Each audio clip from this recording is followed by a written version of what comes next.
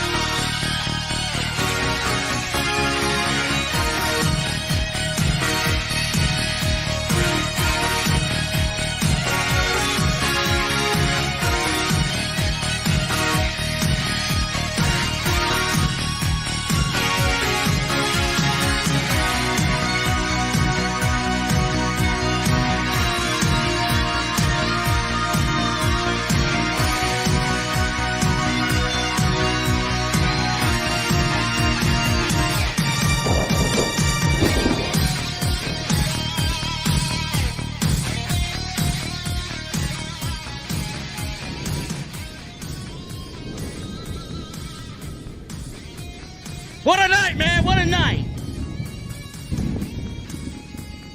What a night, man. Braves win 3-0. Great. Great performance by Kyle Wright, man.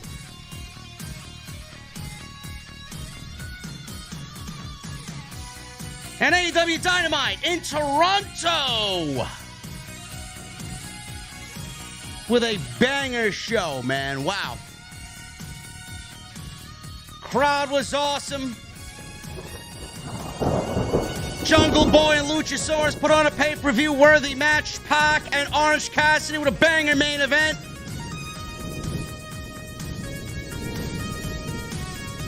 Chris Jericho continues a career year for himself. The OCHO against Danielson for the Ring of Honor World title. A little confused, though, by that ending. We'll talk about it. And we got the debut. The debut of Renee Paquette. TK signed her, man. TK signed her before she could go back to the E. Everybody's upset. Oh. We got a lot to talk about, ladies and gentlemen, as we go to the OTS venue. It is a beautiful evening. I'm in a good mood. Jesse's here. Tonight he's got 3-star tacos, not 5. Last week there were 5. This week they're 3-star. But I hope you guys got a 5-star cold beverage, man. There's always 5-star cold beverages at the OTS venue, man. I know my shit, okay? There's one thing I know, man. It's wrestling. If it's not wrestling, it's baseball. If it's not baseball, it's cold beverages.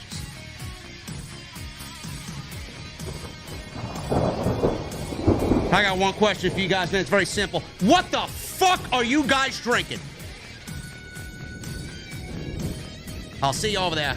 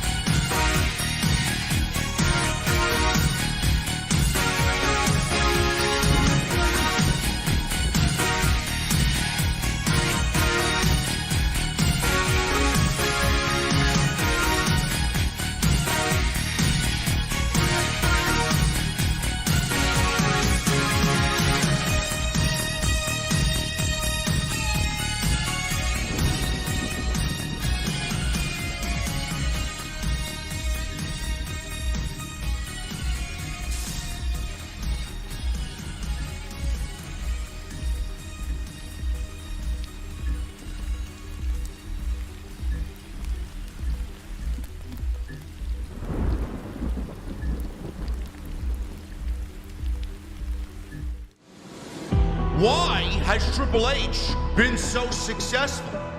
Why is Triple H running WWE better than Vince McMahon and Bruce Pritchard on Monday and Friday night? Long-term booking.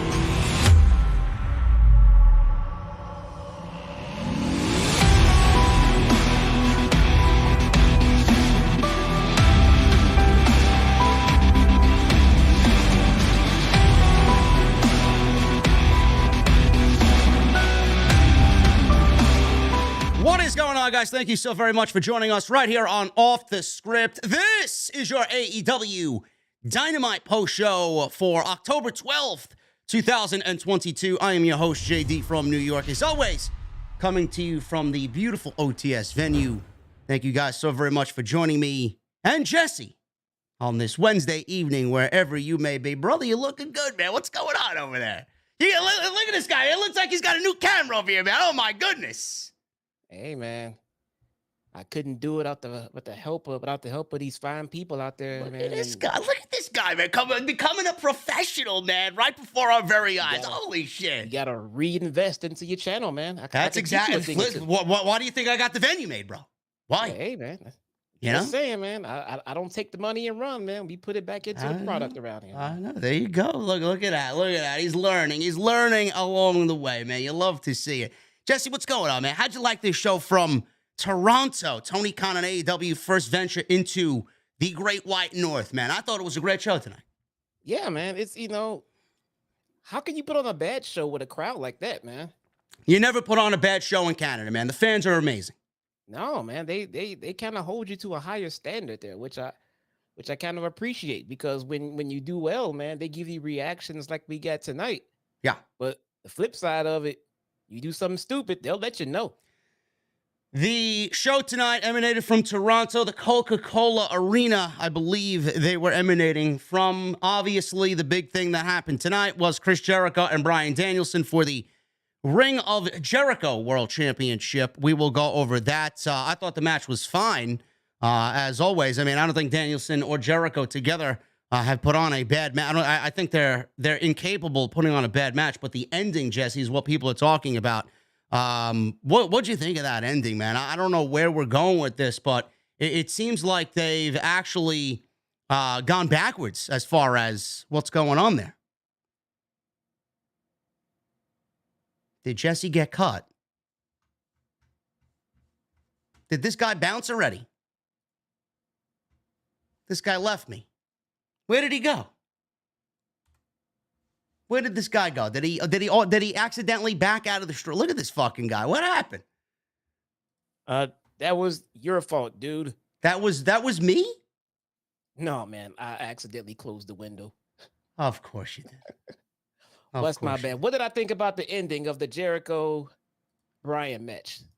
Is that where you're going with this? That's what I asked. I said the match itself.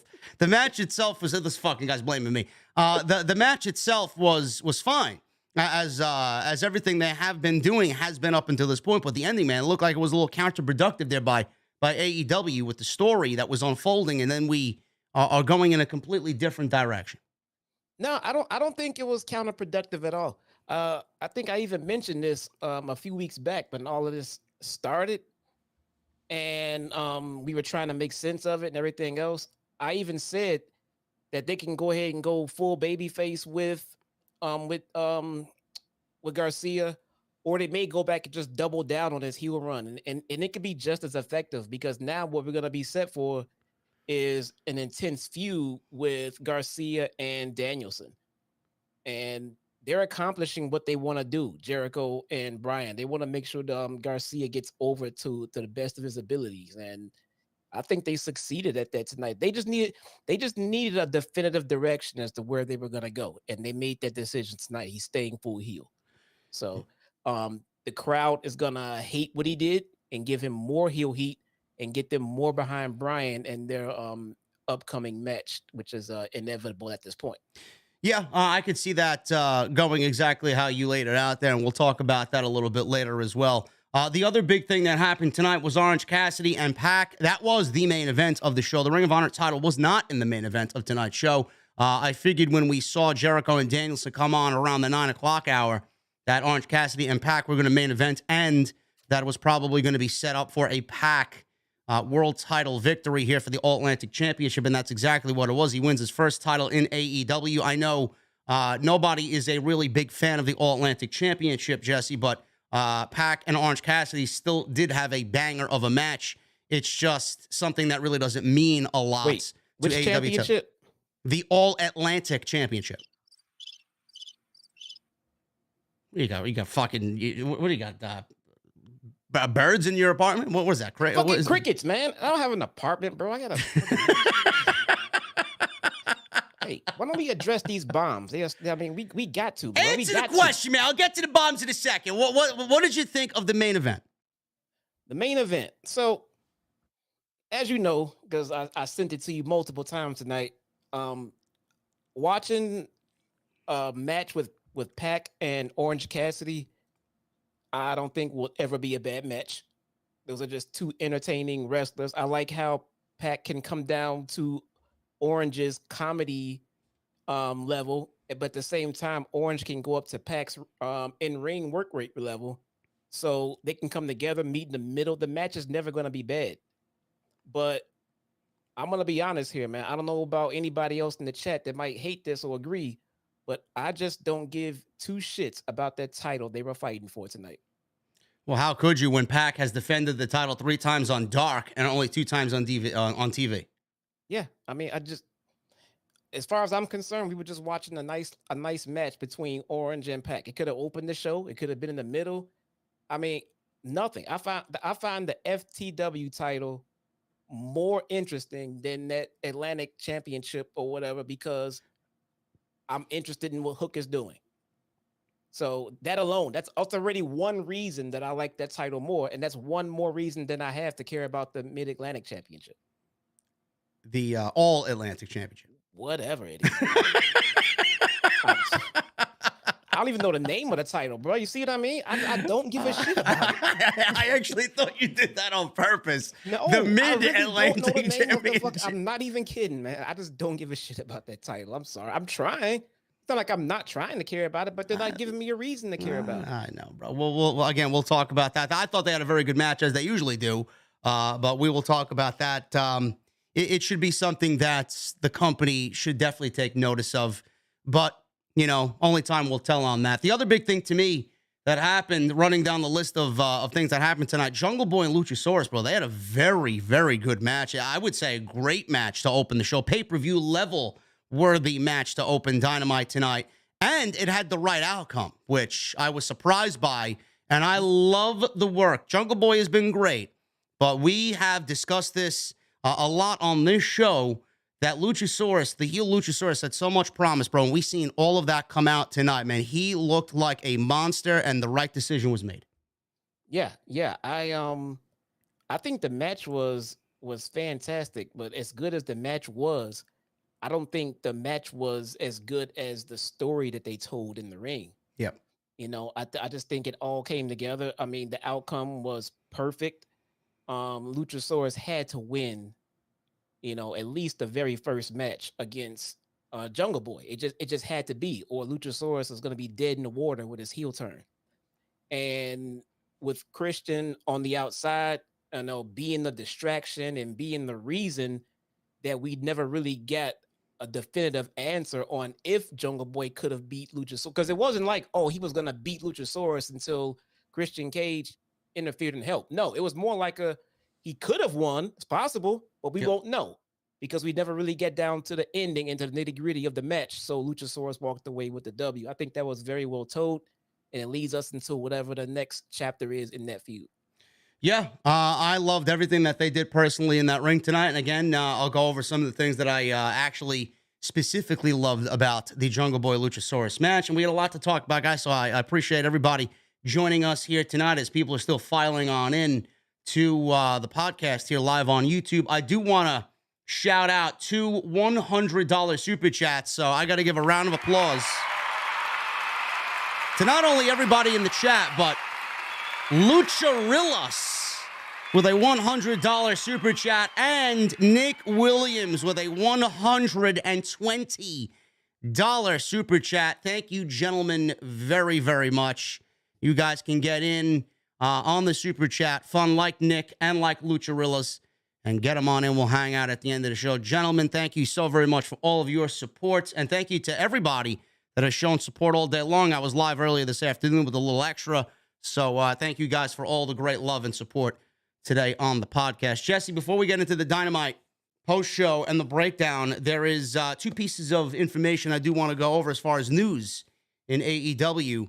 Renee Paquette, let's start off with this. Renee Paquette, she is now All Elite. It is official. I think everybody was kind of, you know, guessing along the lines that Jon Moxley decided to stay with All Elite Wrestling for another 5 years, which is a great decision, an absolutely monumental decision by Jon Moxley and Tony Khan to have that man on board, as he is the ace of the company.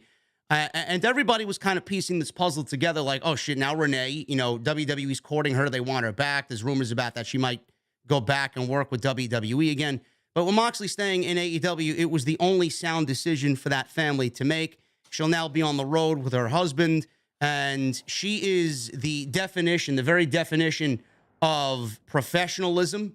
And she's going to up the ante as far as AEW production is concerned. She is fantastic at what she does, and no matter what you do with her or where you put her, man, it's going to make the show better. Yeah, man. She is going to bring just a certain level of journalistic integrity to the show, if that makes any sense. She's very likable. I've never heard of anyone not liking to listen to and hear from Renee Paquette. Dude, we got to stop this shit. This is getting fucking ridiculous, my dude. God. What the fuck is going on here, man? Jesus Christ, man. Guys, I cannot work like this with all of these mega bombs going off in the chat, man. Please. Unbelievable.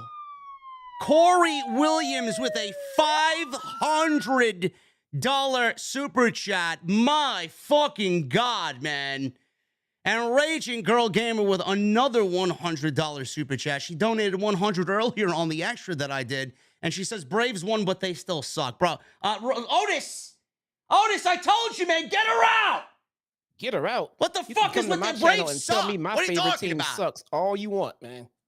Excuse me, you're a Chicago White Sox fan, bro, okay? Get out of here. Yeah, they can come and tell me my team sucks for a bomb like that every night. Oh, my goodness. As a Rage. matter of fact, Rage has been to my channel and donated a $100 bomb. So, again, Rage, you're just off the fucking meat rack tonight. What is going on with you, girl? I don't know, Rage, what's going on? What's going on, Rage? I don't know. I mean, I love Did this. you rob a bank? I just watched Set It Off the other night. You rob a bank?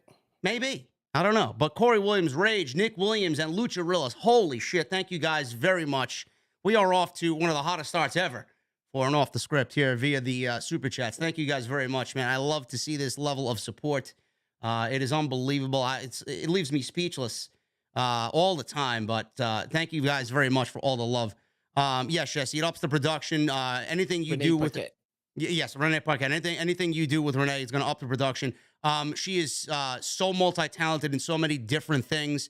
I already sensed a change in the backstage environment with the backstage interviews that she conducted. I want to see more of that. I want to see more of her involved. I want to see Tony Khan put her in a position where she is the face of that department and less of Tony Schiavone. Yeah, I feel like we get Tony doing commentary in the ring. He's in the back. He's out in the ring. He's doing commentary. It's like he's all over the place.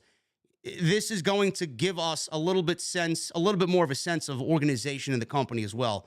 And again, I don't want to compare the two shows, but one of the things that you and I could really sit here and agree on is that WWE's production is top notch. Adding Renee to that is going to bring AEW to not closer to WWE, but a little bit more in the discussion of, geez, the production is a lot better than what it used to be. Yeah, dude, Renee, for those who might not know, Renee Paquette is extremely sought after by more than just the wrestling outlets. She was being courted by ESPN, I heard before. She's hosting a hockey pre-show, I think, on TSN, if I'm not mistaken, something in Canada. Yeah, dude, getting Renee on your show is not just a niche move for wrestling fans. You know, other networks are gonna pick up on that and say, "Shit, AEW got Renee. We wanted Renee." Yeah, a lot of different major outlets wanted Renee for her journalistic skills because she is very, very, very good at what she does. And I don't know how anybody could really sit here and complain about this decision. I've seen some geeks online already tweeting Tony Khan and saying that Kathy Kelly's better than Renee anyway. Who needs her and blah, blah, blah. I mean, this is the fucking tribalistic bullshit that I can't stand. Yet we have Kathy Kelly, who is great at what she does, and Renee Young, great at what she does. And we have two powerful, women with the microphone that do an incredible job to make these shows better. And here you are comparing both women and making it a WWE versus AEW thing. I mean, give me a fucking break. I mean, that's fucking sad. There's no need for that. And to answer that question, I can't sit here and call Renee the best journalist in the world at what she does, but I'll give you this much. she is the best of any wrestling journalist I can remember in the modern times. Yeah. All right. So she's very, very good, guys. If you don't appreciate that, then you are extremely underrating her right now. Very good and very well loved. So watch your Yes. fucking mouth. I mean, Yes. seriously. The other big thing that happened tonight, Jesse, is Ariel Helwani. I don't know if you picked up on this, if you've seen this on social media. Ariel Helwani interviewed Tony Khan last week after AEW Dynamite. And last week was a great show. Tonight was a great show. Ariel Helwani went on his show this afternoon, I'm assuming. And he mentioned the interview about Tony Khan. And he says Tony Khan's interview that I conducted last week was one of the most frustrating of my career. So he went on his MMA hour, and Helwani said his interview with Khan that took place last week was one of the most frustrating and, to a degree, not so fun interviews of my career. Now, you're probably asking why. He went on to say this and describe this, that Ariel. He didn't want to answer anything. You're going to come on and promote XYZ. Great. And I'll play that dance with you. I did at the beginning, but you got to give us something. To not even tell me how you were feeling. I'm not asking for specifics. All right, fine, I am. But is Punk going to wrestle for you? Is he coming back? You don't want to get into it, fine. But tell me how you were feeling. Give me something. During the interview, which was uploaded on October 5th, Tony Khan refused to comment on backstage altercations between CM Punk, Kenny Omega, and the Young Bucks that took place after All Out during the media scrum. When asked about specifics regarding suspensions and the status of those involved in the fight, Khan again said that it was something he didn't want to talk about. AEW has not commented as a company publicly regarding the fight or the status of Punk, the Young Bucks, Kenny Omega, Ace Steel, and others that were suspended in the brawl. Christopher Daniels, Brandon Cutler, and Michael Nakazawa were also suspended around the same time and returned to the company shortly after the fight took place and were no longer suspended. I'm going to get into what Ariel actually said on Twitter. He actually doubled down on what he said, and people were blasting him on Twitter. But, Jesse, I'll let you have the floor with this first before I go and search these tweets. You know, he says this about Tony Khan. Number one, he's putting himself in a very bad position here because he's conducted a lot of WWE interviews. So people are going to blast him for coming out and saying this and label him a WWE shill. It doesn't make him look good after he has done a tremendous job with all the interviews that he did during Clash of the Castle and leading into Extreme Rules. Number two, Tony Khan cannot talk about it because there's a fucking legal investigation going on, and he doesn't want to get involved with it until the investigation is complete. How many times have people asked Tony Khan a question knowing that they were exactly going to get this type of response and attitude, and then they get upset when he doesn't answer anything? He can't answer anything. Why is Ariel Helwani taking this to heart? Another bomb. Another bomb. Jesus fucking Christ. Oh, my goodness. Oh, my God. Oh, my goodness. Broken Saw with a $500 super chat. Guys, you giving me chills here. Wow. Holy shit. Pepsi Man came around and donated 1,000 between two streams. Here I am again. Enjoy my fellow goons. Oh, my goodness. Broken Saw, you are a fucking beast. Thank you so very much, guys. You're blowing me away with this fucking support tonight. I don't know what I did. I cannot do my job with bomb interruptions like this, guys. I don't know what I don't even know what I did, man, to deserve this. But, I need guys, you guys to quit it. Thank you, guys. Please quit it. No, do not quit it. You guys can support as much as you want, but no, really, quit it. All right. Thank you guys very much. It means the world to me. Jesse, why did Ariel go on this tirade today in regards to Tony Khan? What would be the reason for him now publicly stating this after what I thought was a decent interview with Tony Khan? So, I had not heard anything about what happened until right now. So I listened carefully with everything you said. Yep. In the report. Now, he started off with a very broad generalization label by saying it was the roughest, the hardest. He couldn't get through anything. Okay. And then he went on to name one thing. So he basically named one thing that TK could not get into. All right. And that's understandable. And I want to preface this with Tony Khan has been extremely forthcoming with information when he does interviews and things like this in the past, but extremely forthcoming. So if you now get him and it becomes a situation where you ask a question and he can't answer it, I don't think it's very fair to label him as a bad interview because he wouldn't get into one topic, the only topic you really cared about. I don't think that was fucking fair. And I think he knew. If I know why TK couldn't get into it, and you know why he couldn't get into it, then Ariel Helwani knew why he couldn't get into it. So I think it's kind of unfair to blindside him with a question like that, and then try to tag him the way he did by telling him he wasn't a good interview when he knew he wasn't going to get the answer to that question. Well, I just want to know how you feel about it. When things are under investigation and are being threatened to go into litigation, you don't want to give any information out publicly. Zero. Zilch. All right. So don't hound the man on this topic. Now, did he sit there and use that I'll plead the fifth on every question that he asked? Because it doesn't sound like he did. I mean, he's normally very forthcoming with information. So yeah, I mean, we all know that, Helwani is, a WWE shill.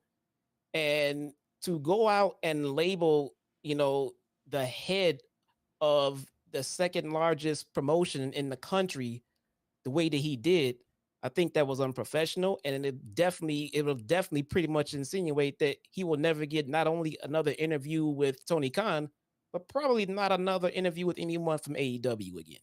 Pretty much took every word out of my mouth, bro. I mean, you're exactly right on all of that. Tony Khan has conducted, and I've been on several of these media calls before events for Ring of Honor and AEW. It's fortunate for me that I've been invited out to a few of these scrums, and every question that I've had the opportunity to ask Tony Khan, and there were a couple questions in there that I was afraid to ask, but I did ask anyway. And one of them was at my first Double or Nothing when I went and did media, and he was very open about how he felt about the wrestling business and AEW starting up and the hot traction that they were getting, and comparing that to WWE and what Vince was doing at the time. He's been open to the fullest about everything, and you are exactly right. He cannot let you know how he feels because of everything going on in his investigation that's going on, and he just freaked out on social media, did Ariel Helwani, and this guarantees that he's not going to get any AEW interviews anymore. I don't even think he cares. But he went on with this Twitter rant, and he said this, and I quote, "You AEW, first of all, this is right out of the gate is gonna fucking fuck him. You AEW freakazoids are nuts. You're all mad that I said I didn't enjoy one interview yet for the past year plus. Every time I talk wrestling, I've praised the product, said WWE was stale, blah, blah, blah. Said it on Simmons' podcast in July, my show 100 times, look it up, and chill out. Sheesh. If me saying the interview wasn't enjoyable offends you because you liked it, thanks. I appreciate it. If you want to defend the non-answers, most of which had nothing to do with the legal stuff, but alas, fine. Who cares? Not sure why you're so mad and comparing this and that. I said for the past year that the Sasha Banks BT interview was a disaster and my least favorite ever. Still is. See? Didn't want it to run. Why didn't anyone go crazy over that? Get a grip. Stop picking and choosing, and if you are, please also pick the nice stuff out too. K, thanks. Oh, and I was asked about it on the show. I didn't just randomly start talking about it, and yeah, the product isn't as good right now. It was superior 6 months. I said that. It isn't now. It may be superior again in 6 months. This happens. My opinion, it's not that serious, bros. Best part, I predicted this very reaction. Ha, amazing. Okay, I'm done. Off to watch some GCW. Now that's real wrestling. Kiss emoji. Okay, now hold on one sec. So, first off, he wouldn't have treated Vince McMahon like that. Bottom line. Absolutely not. Bottom fucking line. He never would have come off this way to Vince McMahon just for that reason alone. And number two, Vince McMahon is highly known to lay down guidelines and not allow questions before the interview would even begin with any interview that he does. Yes. TK is not going to do that. He's going to let you just ask whatever you want to ask, and if he can answer it, he will, which has happened 95% of the time. We got a situation for valid reasons that he could not answer, and Helwani took that 5% and ran with it and is trying to just label the guy as a horrible person to do an interview with. This is not Sasha Banks. This is the CEO and head creator of AEW Wrestling. Okay? He also owns other major sports teams. You treat him with a little bit more respect than you would just the average wrestler. All right? And if the man literally said multiple times that he couldn't get into it, I don't understand why he's harping on this issue. Now, if that was his response for every last single question that he had for the whole night, then I would agree is the worst interview ever. But he didn't treat Triple H like this. He wouldn't have treated Vince like that. And because he's a WWE shield, now he's going ham on Tony Khan, and that's just not fucking fair. And that really, really drills into his journalistic integrity. It really does. He actually owes Tony Khan an apology if I'm looking at this head on. And Tony Khan is on Busted Open Radio every fucking week. You don't see those guys over there. They have every opportunity to ask the same fucking questions, yet they don't. Why? Because they know they can't. And if they do, Tony Khan's not going to answer, and they know that. So here, Ariel Helwani is wanting to be fucking Mr. Big Shot for clicks and views and all this other shit, asking the questions, thinking that Tony Khan is going to give him the answers because he's Ariel Helwani. It doesn't work that way. It doesn't work that way at all. And he really made himself, he actually took a hit as far as his credibility is concerned. And he actually, after all the great work he's done for the last couple of interviews that he's put out with Rollins and Triple H, which I thought was fantastic, he's actually kind of come down a little bit as far as respect is concerned. He fucked himself over tonight. Yeah, he did. He wants to compare an interview that he did with Sasha Banks that he didn't like. It is not the same thing. You can't interview your local congressional leader in your city and compare that to interviewing the president of the United States. It's two separate fucking interviews. You don't do that the same way. I want to throw this at you too, bro. I don't know if you watched his interview. I believe MJF was on the MMA Hour as well, not too long ago, maybe a week and a half ago, 2 weeks ago. I remember watching it here in the office, and Ariel Helwani asked him a couple of questions as well about the backstage fight. He even asked MJF about the backstage fight. Do you know anything about it? Did you see it? You were there, reportedly, blah, blah, blah. MJF quickly moved on. I can't talk about that. Move on to the next question. He didn't blast MJF for not answering the same fucking questions, but he wants to blast Tony Khan for not answering the fucking questions. I don't understand this. Why does everybody look, and I get it, TK has had a rough fucking summer. I get it. But that doesn't mean you get somebody like that who's the owner of AEW and on your show, treat him like shit. Like, I don't get that. If that's the case, you should have gave the same fucking response and showed the same energy to MJF, but you didn't. Right. Just to be clear, I don't think there was anything wrong with Helwani asking the question that he asked. I mean, they ask the tough questions, man, and just hold them to it on whatever answer that they give. But respect comes in is when you ask the question and you're given an answer of, hey, I can't talk about that, then that's just it. Let's just go on to the next topic. And you don't go blast the guy after the fact saying, well, I didn't get the questions answered that I wanted, so he's a bad interview. It's not me, it's him. Yeah. It's a piece of that's a dick move, man. I mean, you got this man, the CEO of AEW, on your platform answering your questions. You shouldn't have to go on Twitter and start this fucking trivial bullshit to try to get clicks. The man being on your show doing your interview is your clicks. That should be enough. Yeah. Yeah. I mean, that was the story going around on social media, guys. I don't know if you missed that or if you caught wind of that during Dynamite tonight, but just a bad look, and it makes Ariel Helwani look less than after all the great work he's done, and I think he owes Tony Khan an apology. But Luchasarus, man, we're going to get into Dynamite quickly, guys. I want to thank you guys. We just hit 2,000 in the venue tonight. I appreciate you. Super chats are going fucking bonkers tonight. Thank you guys for all the love and support. Please hit that thumbs up. Let's try for 1,000 likes minimum on today's OTS. Memberships are still open. Get those memberships in. You guys got the access to the new emotes and badges, so get them on in. We're always accepting applications to the VIP club.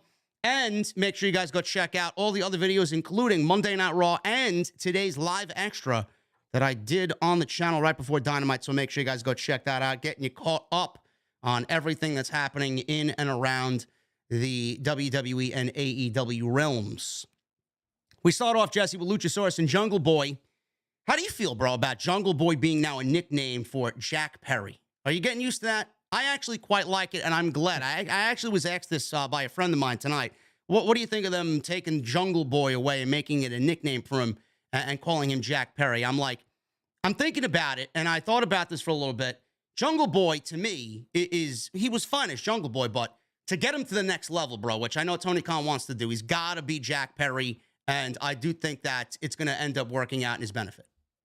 Yeah, I think, and I do like it. It is a nice, easy gateway to transition him from out of being called Jungle Boy, as he grows and matures into this business, and he can be just Jack Perry. But I think he can thank Jim Ross for that, who early on when he first started kept calling him Jungle Boy Jack, and everything like that. And people were like, his name is Jungle Boy. Yeah, they blasted Jim Ross for that. Yeah. Yeah, and Jim Ross Jim Ross probably said, "Hey, I think it's better if you use your real name along with your gimmick name." And sure as shit, that's what we have right now. So, I mean, I think this works better. If you're gonna get people used to your name, get them used to your real name. Yeah, I mean, he can go anywhere and be remembered as Jack Perry. He don't have to go do morning interviews, on Good Morning America and be called Jungle Boy. He can go on there as Jack Perry and do his interviews. I mean, I kind of like it. Jack Perry's going to be a main event guy. Jungle Boy, to me, I think that really puts a stigma on him, and it makes him less than. So I like the name change for him, and I like the fact that they've made Jungle Boy now just a moniker or a nickname for Jack Perry. Luchasaurus, bro. I know we talked about Luchasaurus. We were very invested in what was going on here. Obviously, Christian got hurt, and the storyline had to be derailed for a little bit. And Luchasaurus, we didn't know where his allegiance was going to lie, whether it was going to be with Jungle Boy or if it was going to be with Christian Cage. At the pay-per-view, we found out exactly what was going on. And I think you and I had high hopes for Luchasaurus as a dark heel, monster heel that works a very similar style to some of the greatest big men that we've seen come along. We got another $99.99 super chat by Daniel Bravo. Oh, my goodness. I can't work like this. This is crazy, man. You guys are fucking blowing me away with this shit. Can't work like this. Jesse can't work like this. Good. He's got to have his back against the wall. Getting me agitated here. Luchasaurus, bro, I was very impressed. I have been impressed with him. I was very impressed with him tonight. He worked like the big man that we expected him to work as with his dark heel character. I thought he looked fantastic tonight. Yeah, man. I think this is all done right. I think it's very important that they get this whole feud right, because I think a lot is riding on it because they had a lot going on for them by staying together as a tag team. Yep.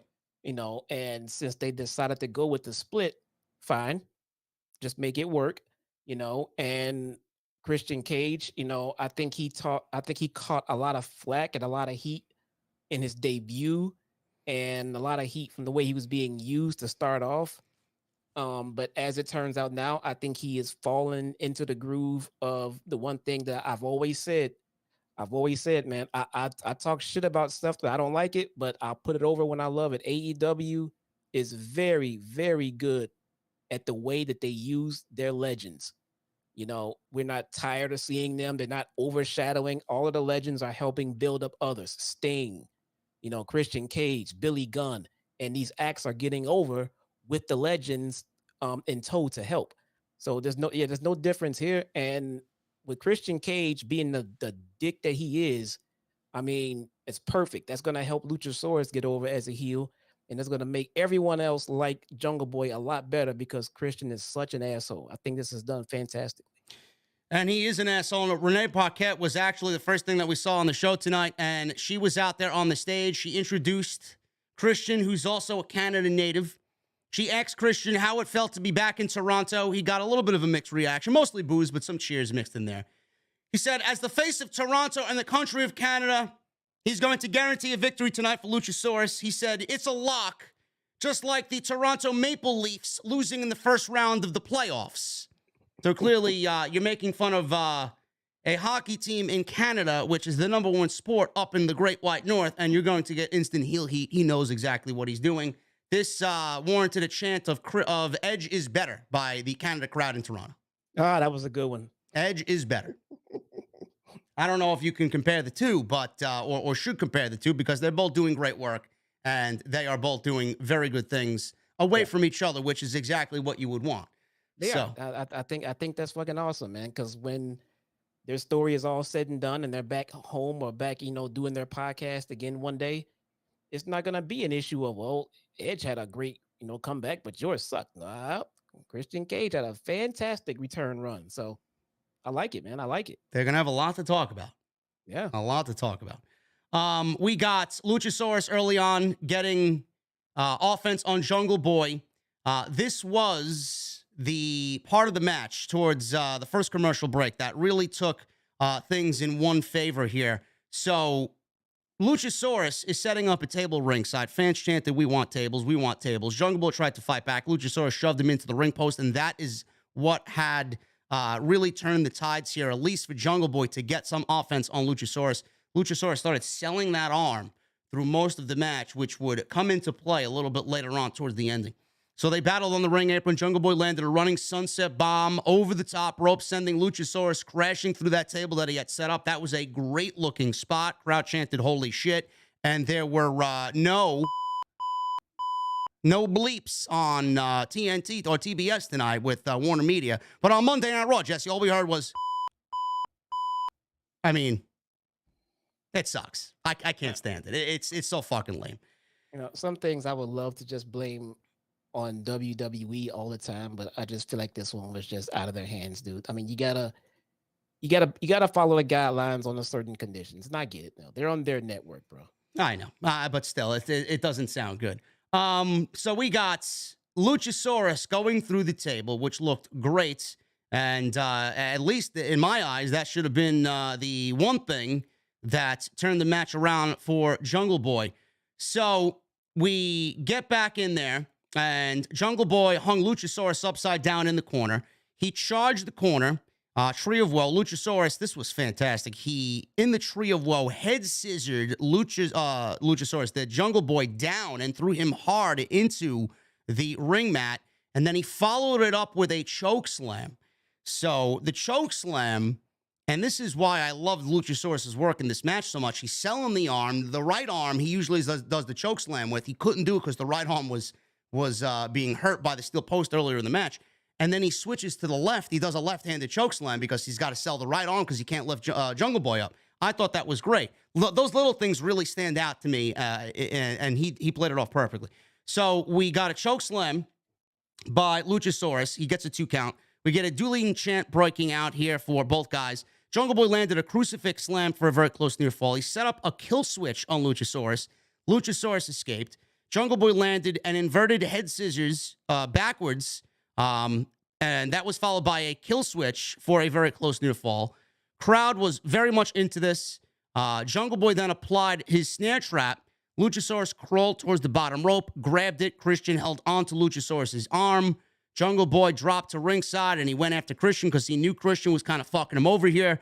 When he returned, he climbed to the top rope. Christian distracted Jungle Boy by shaking the ropes, and Jungle Boy did not let his eyesight off of Christian, which gave Luchasaurus an opening to hit another one-arm chokeslam off the top rope. He followed with his finish, which was a big, looked like a modified fall-away slam of sorts. I don't know what he calls it, but that was it. They went nearly 15 minutes, and Luchasaurus gets the victory over Jungle Boy, and this was the absolute right outcome. There's no way you can have Luchasaurus looking strong, and they might, Jesse, have booked themselves into a corner here. I know Jungle Boy, a lot of people looking at Jungle Boy's got to get the victory, he's got to get the revenge, and blah, blah, blah, but there are other ways for Jungle Boy to really kind of reassess himself. If Luchasaurus lost this match, bro, all credibility's gone, so they made the right decision here. Yes. Oh, absolutely. He had to win this match. Yeah. And I think the way that he won was very, very important because it wasn't just a fuck finish. And it wasn't a finish of, well, Luchasaurus basically lost, but needed the help of Christian Cage to win. That's not how it played out. It's not how it played out. If the match had just progressed naturally, They gave us no definitive direction of who was going to win. But Christian Cage did interfere. And yes, Luchasaurus did take advantage of it and he got the win. It wasn't like he had him in a snare trap and he was trying to tap out and the ref was looking at Christian Cage and he said, that's not what happened. It's not what it's just also Luchasaurus could have just as easily won this match as you know, or lost it. Who knows? That's going to lead us into the next match in this series. We don't know. The story is, guys, Christian and Jungle Boy.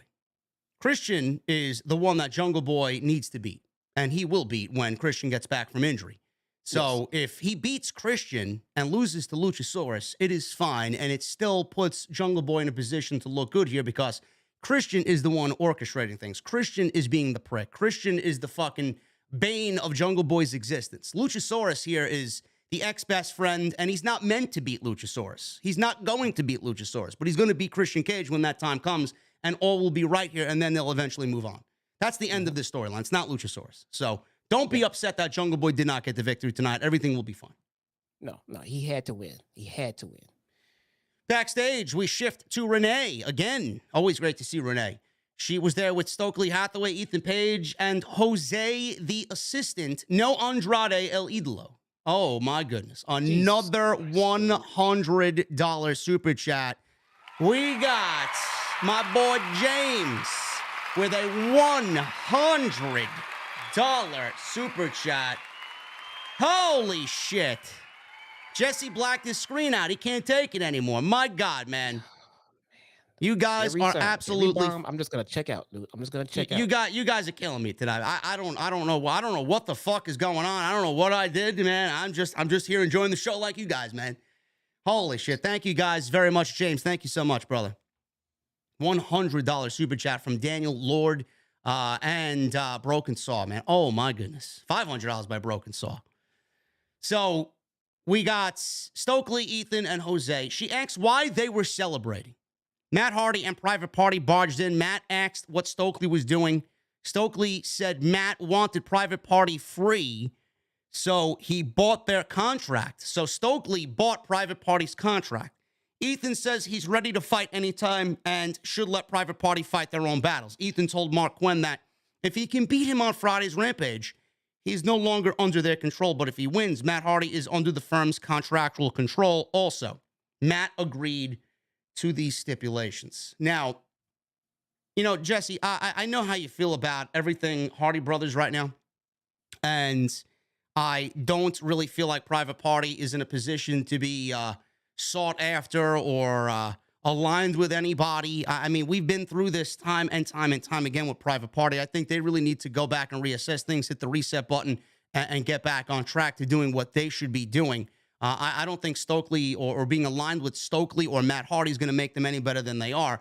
But it doesn't look good on Stokely either. When he aligned himself with MJF, we got Big Man Cass there. We got Marcy there with him. We got Ethan Page. We got a bunch of other guys that helped MJF win the casino ladder match, the poker chip. And now he is meddling in fucking affairs with Private Party, man. I mean, stick to one thing and make sure your guy wins the world title before we start to go and buy other fucking contracts within the AEW realm. I mean, I don't really understand this, and I don't really find this to be interesting at all.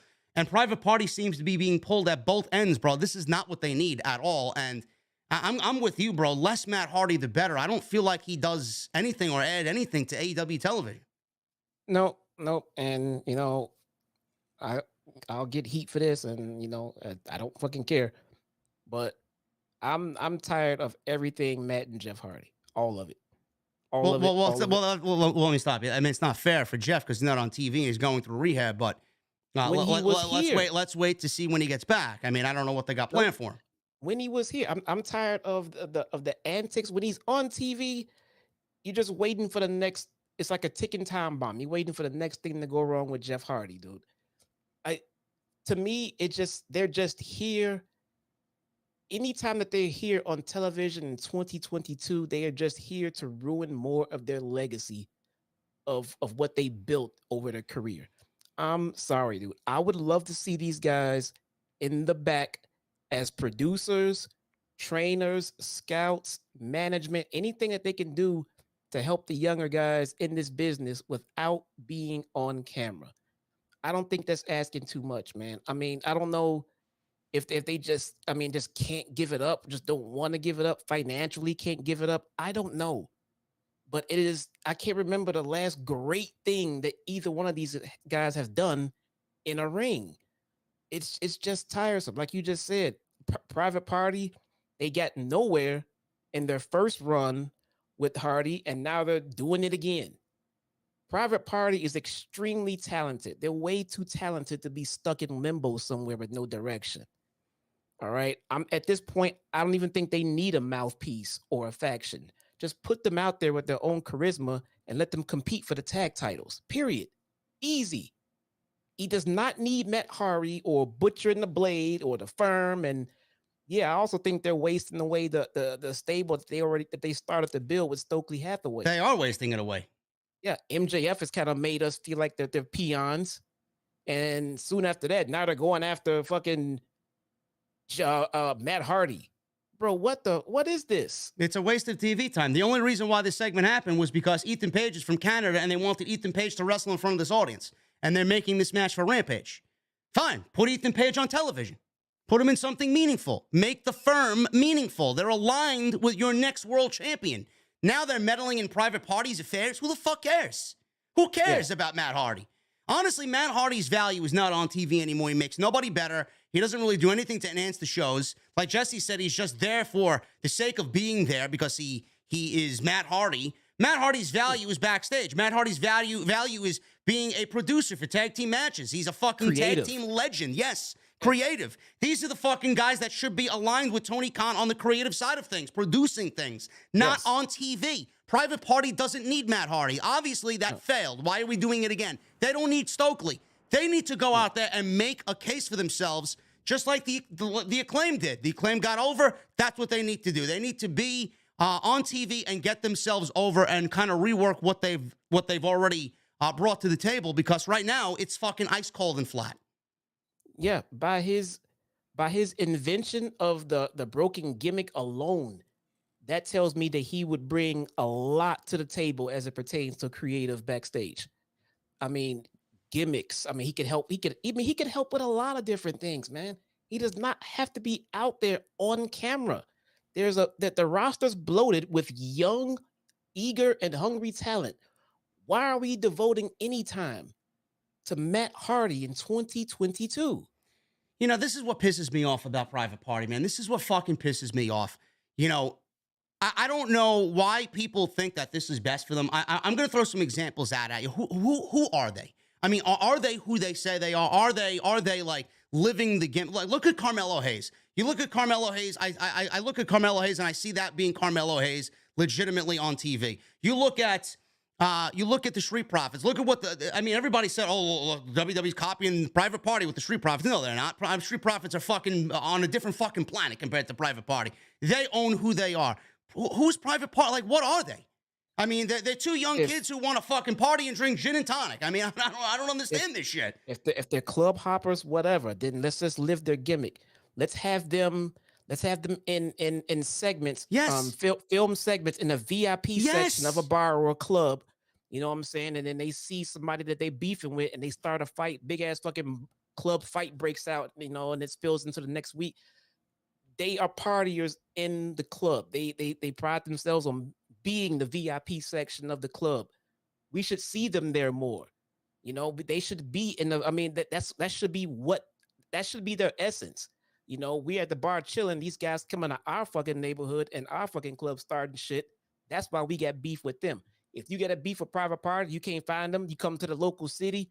Every local city that I go to, I'll have Private Party go to one of the best nightclubs in that local city and film a segment there. And that would get the hometown even more behind them as they see a Private Party in one of their local establishments. I make it a weekly thing. I don't get it. I mean, Jesse said it perfectly. This is what I've been complaining about for the last fucking God knows how long about Private. What the fuck are they doing? Who are they? I mean, Matt Hardy's not it. And Jose and fucking Stokely Hathaway's not it. Give me a break with this shit. Yeah. Wardlow and Samoa Joe. They went into a tag team match with QT Marshall and Nick Comoroto. This was just another way to get Wardlow on television, and this did not last that long at all. QT was mocking Wardlow until Wardlow and Joe came out. Wardlow's music hit. He got an entrance. Samoa Joe came out. He got an entrance holding the Ring of Honor TV title. Solo was taken care of. He wasn't even in the match, so they took care of him and got him out of there as Joe took out Marshall with a running senton. Comoroto got in there. He stopped a muscle buster attempt by Samoa Joe, but he was tossed to the floor. Joe sidestepped a diving Marshall. Wardlow then turned Marshall inside out with a nice-looking lariat, launched Comoroto with several overhead throws. He then ran into a spine buster. Joe held Comoroto's feet as Wardlow climbed the top ropes and delivered a beautiful senton atomico off the top. It's getting better looking every time he does it. Joe applied the coquina clutch for the quick submission, and that was it. We got a powerbomb symphony coming up, but all of a sudden, Prince Nana and the Embassy walk out to the ring. Brian Cage is on the microphone, said nobody wants to see them powerbomb Marshall. He said they stuck their noses in their business when they had FTR right where they wanted them last week. He said he hasn't seen FTR all day, but maybe they weren't even allowed into Canada, and that's why. Suddenly, FTR's music played. The crowd went crazy for him. Dax smiled as Canada was chanting FTR, FTR. He said there's 3 of them at ringside, and they have a perfect partner in mind for Rampage. Dax asked Cash what time Rampage starts. Cash said at 10. Sean Spears then came out, a.k.a. the Perfect 10. He came out. No chairs. He's not the chairman anymore. He's from Canada, obviously. Spears threw Solo into the ring. FTR gave Solo the big rig, and that was the end of the segment. We got this 6-man tag team match set up for Rampage. Listen, bro, I could sit there all day and fucking turn blue in the face and tell you every fucking week that I hate this Ring of Honor shit on television. This is exactly why I hate it, man. Look at Joe. Joe is less than on AEW Dynamite because he's representing Ring of Honor with a TV title that basically, and I mean this in no disrespectful way, it means nothing. It means, Joe, bro, the lint in my fucking shorts right now means more than that Ring of Honor title. Wardlow is the TNT champion, bro. He's in Ring of Honor programs, and he's not doing anything TNT title related on Dynamite, on AEW. I don't understand this. Bro, Joe is the TV champion for a company that has no television. Let that sink in for a minute. Yes. Why are we... Now, listen, I said this on Twitter. Jericho and what he's doing with the Ring of Honor Championship is fucking great. I love what they're doing and the story that they're telling with Danielson and Garcia and all this shit and the OCHO and him reinventing himself and doing all that. I love it. Jericho's fantastic. But the Ring of Honor brand itself on Dynamite, bro, is fucking getting on my last nerve, man. The TV title, you said it perfect. They have a TV champion that doesn't have fucking TV. Wardlow is meddling in Ring of Honor business, bro, and he's not doing anything on Dynamite for the TNT title. He's not even wrestling fucking AEW wrestlers at this point. No. What the fuck is going on? Think about this one with Wardlow. Who is the absolute with no discrepancy, easily the most over entity in all of AEW right now? I mean, it's pick or choose, but Wardlow is definitely at the top or near the top. No, it's MJF. Yes. It's MJF. I dare you to find me one name that's more over than MJF in AEW right now. No, there's nobody. Now, maybe Moxley. Maybe. Who was the last one to beat MJF? CM Punk. Wardlow. Oh, Wardlow, yes. I'm sorry. Wardlow. What does Wardlow gain from that? Wardlow gained absolutely nothing. He gained Ring of Honor entry. Right now, from what, all accounts, from what I'm being, told, from what I'm hearing, man, and minus what's going on with Phil Brooks, MJF is the highest paid talent in the company. Good. And Wardlow beat him, squashed him. They took that momentum and they have him in a tag match against the Factory. the factory, and then they have the embassy. And I mean this again, no disrespect to Prince Nana and Toa Leona and Khan. I think Brian Cage, I think they're tremendous as a trio. But they were put together for Ring of Honor television. Now, great, I want to see them on TV. I want to see Brian Cage on TV, but Brian Cage should have been on TV fucking a year and a half ago. Now they're putting these guys together in a program with the TNT champion, and I feel like they've hit a wall creatively, and they don't know what to do with the TNT championship, and that is bro, it's not even disheartening, man. It's fucking scary. Well, it's scary to see where this championship came from, man, with the Codys holding it and the Brody Lees holding it, and now Wardlow, who was as over as anybody else in the fucking industry at the height of that MJF program, and now he doesn't know what to do with Wardlow and the TNT title. Why? Well, why is it so difficult? That is actually nothing new. I was talking about this with someone a couple of days ago. AEW is pretty good at building the chase for a title. They're pretty good at building up the feud and building up a chase. But once they crown a champion, they seem to shit the bed and drop the ball all around. Look at Thunder Rosa's run and then title reign. You know, I mean, just look at them. The chase will be okay. It would even be pretty good. But once they become champion, they just don't know what to do with them anymore. They don't. Bro, that's Tony not, Storm, I mean, that's true to an extent, bro. I mean, they're not dropping the ball with Moxley. Moxley is a 3-time AEW champion in 3 years. So what? They seemingly keep Moxley looking strong. Bryan Danielson has had a solid run ever since he started the company. At this rate, Moxley will put Charlotte Flair out of business. Oh, give me a break. Come on, bro. That's not going to end that way. That's too many. Why does he have 3 title reigns? But that's not even the point, bro. The point is he hasn't dropped the ball with Jon Moxley's book, and Jon Moxley is booked strong every fucking week. Yep. But why is Wardlow, the TNT champion, booked like shit, and he's meddling in the embassy's affairs now with Samoa Joe, who are Ring of Honor talent? Let's be real. They're Ring of Honor talent. I don't want to throw this out there because I don't want it to come back to me and I'm labeled a fucking hater or a conspiracy theorist.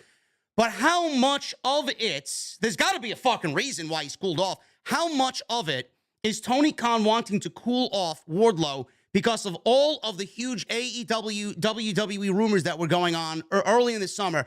Oh, WWE is waiting for Wardlow's contract to come up. Why would they be doing that? Why would AEW be dumbing Wardlow down? And that's the only thing I could really come up with. You're dumbing him down because of all the rumors that Triple H and WWE may want him and they want to pay him big money and this and that, and they want to lure him away from Tony Khan. But why would you dumb down your own talent when you got him for X amount of years now? I don't get it. I wouldn't think of that as being intentional. I mean, that would be kind of ridiculous to do something like that. So I fall back on it just being bad creative. I mean, he starts shifting focus on the talent that he's pushing and everything else. It's seemingly mid feuds, like between pay-per-views. It's just a shift, you know, just out of the blue. It's like his LTB skills have kind of just gone away a little bit, man. I mean, I don't understand this because nobody had more momentum and more hype than Wardlow coming out of Double or Nothing. And now he is just doing nothing. He's just doing nothing. Tony Storm. I watched Tony Storm on Dark the other day. Why? I don't know. Why? I heard about it. I don't know why. Why am I looking at the women's champion on Dark? Bro, Daniel Garcia has a bigger role on AEW television than the TNT champion. Yeah. How is that? Why is that? Why is that a thing? How is that even? How do you look at that and feel about that? Oh, it is what it is. You're not angry at that? No. No. I mean, I don't get that. I mean, the WWE IC title is being treated better than this, man. And the IC title has been treated like fucking shit for the last 20 years. Yes. Yes. Oh my God. I mean, somebody in AEW's got to wake up. I mean, this is what the TNT title should be booked as. It should be I thought it was going to be their version of the Intercontinental title. People are like, oh, no, it's going to be a TV. It's not even a fucking TV title. It's not even a TV title. I don't even know where it stands in the pecking order of titles now with this All Atlantic Championship title. Knowing Which that one is Orange the main- Cassidy is a favorite of Tony Khan, it's probably going to be bigger than the fucking TNT title. Yeah, I don't know. I have no idea. I don't know if the Ring of Honor tag team championships are more important than the AEW tag team championships right now. I don't know. The fact that I don't know makes it a problem because it should be plain as day. Something's got to be done here. I don't really know. Shawn Spears is back. It looks like they got most of the Pinnacle minus MJF together. Got Shawn Spears, you got FTR, you got Wardlow. Now they're all baby faces. Shawn Spears came out with no chair. He's not aligned with MJF anymore. I kind of missed that act. I thought that was a great pairing together. I thought he played his role fucking great with MJF. No longer the chairman. He's back to being a perfect 10. He looks fantastic. He came out in Canada. He's from Canada. What are we expecting from Shawn Spears, bro? I mean, you excited about Shawn Spears being a babyface? I mean, they got other problems on the TV show, and they're not booking half of the fucking people that we want to get booked. And now Shawn Spears is coming back to an even more bloated roster than when he left. And now he's there as a babyface. Well, what's exactly going to change with Shawn Spears as a babyface? Now aligning himself with FTR, who they themselves are struggling to find TV time, and Wardlow, who's got no TV time. Yeah, I'm not worried about Shawn Spears. Because I mean he'll end up being placed where he needs to be, and that's just somewhere in someone's faction, to help further storylines here or there. He's not a guy that needs to be pushed. He's not a guy that's gonna get any titles, but he does need to be in a faction. He does need to be his own singles competitor looking for matches. That's not where he needs to be. He was perfectly fine when he was the chairman. Yeah, he was perfectly fine. I was completely content and okay with the amount of time that we got from Shawn Spears and the things that he did with this as the chairman and the heat that he helped get with Wardlow. I was okay with that. What happens now as a babyface, I'm not sure what they're gonna do with him. I don't know. We will see. We got this 6-man tag team match on Friday's Rampage that I probably will not be watching, but that is what's going on with the TNT title, man. Just a disgrace that they've watered down the TNT title to what it is now. Not a good look, and things need to change very, very quickly. Tony Schiavone was interviewing Chris Jericho, Angelo Parker, and Matt Menard. Daddy Magic and Cool Hand. Angelo Parker. Daddy Magic is so fucking good at what he does. Is. He is so good. I'm sorry, man. Parker said Bryan Danielson is a piece of garbage for trying to poach Danny Garcia from them. Menard was seething mad at Garcia. Jericho said Garcia is like family to them, like a son to Parker and Menard, and like a little brother to me. He said Garcia hasn't returned his calls or texts all week, and it's tearing him apart. It's breaking his heart, says Jericho. And it's all Danielson's fault. He says he's going to out-wrestle Danielson and out-fight him and leave the ring as Ring of Jericho champion. The OCHO is Chris Jericho. Swerve. Swerve went one-on-one with Billy Gunn, daddy ass Billy Gunn. Jesse, we just saw D-Generation X and the 25 years on Monday Night Raw. We saw Road Dogg. We saw Triple H. Triple H looks great for what he's been through. Triple H, Shawn Michaels with his lazy eye and his fucking non-existent hairline anymore. But DX, X-Pac is there. X-Pac looks great. Sean Waltman looks great. But man, oh man, if you asked me, right, my wrestling scorecard in the beginning of 2022 with Billy Gunn and AEW, who would be the most over member of D-Generation X in 2022? You'd probably say Triple H. Man, Billy Gunn and the reaction that Billy Gunn gets every time he's out there, and Billy Gunn looks the way he does at 60 years old, man. Billy Gunn is absolutely living life right now, man. It is fucking absolutely, it blows my mind to see this shit every week and the reactions he gets. It's unreal to me. I can't grasp it. Yeah, I think, I mean, I'm not trying to take away anything from Billy Gunn at all. I mean, please don't take this way. But it looks like he is a great benefactor of the star power that is the Acclaim right now. Because the Acclaim is off the fucking wreck. They are really fucking hyping every fucking town they go to. They've been doing it for a long time. They're just now getting the TV exposure to it, and now it's taking off. I don't think Billy Gunn is bringing it down or any way at all. He is definitely adding to it, but he is definitely benefiting from the Acclaim and how white hot they are right now. I just have one question. It seems like that the ass boys are getting the shaft in this. Where are they? They are with the firm who MJF kind of shooed away and pretended like they were losers. They were supposed to be the ones getting the rub from Daddy Ass to be a more credible tag team. They had started becoming more serious and started getting away from the comedy just a little bit more. And all of a sudden, they started, turning on each other. And now Billy Gunn is off with the Acclaim and left his sons. The Acclaim does not need Billy Gunn, to be very, very honest, man. They don't need Billy Gunn. They don't need him. They don't need Billy Gunn is not the reason why the Acclaim are as over as they are. He's not bringing them down. What is on the t-shirt, bro? I'll print a t-shirt that says anything I want to say. That means nothing. Scissor me daddy ass. Yeah, I get it. It's the #1 selling t-shirt on all of shopaew.com all year. They don't need Billy Gunn to be over, man. They don't. Billy Gunn is fitting in well with the chemistry they're having. They don't need Billy Gunn to get over, bro. He's half the fucking t-shirt. The t-shirt is just a t-shirt, you fucking mark. The whole reaction is fucking scissor me daddy ass, bro. What the fuck you talking about? Bro, who's gonna be daddy ass when Billy Gunn's not in fucking Acclaim, bro? Who's gonna be daddy ass? You gonna be daddy ass? Just print a different t-shirt, bruh. What's the t-shirt gonna say? Scissor me? Scissor me. That ain't gonna sell, bro. Oh my fucking God. Anyway, the Ass Boys were the ones that needed the rub from Dad to get them over. And it was actually on a trajectory to do just fine. It really was. And yes, they started doing these turns. There's the key word, bro. Do just fine. Well, where are they right now? They're not on TV. They're not doing just fine, are they? No, but you're not comparing Acclaimed, who's fucking astronomical, unbelievably fucking hot, to the Ass Boys. You can, because they started Max Caster and Anthony Bowens, bro. You're comparing fucking you're comparing apples and oranges here. I mean, it's two different fucking teams. One team's got charisma, the other team doesn't.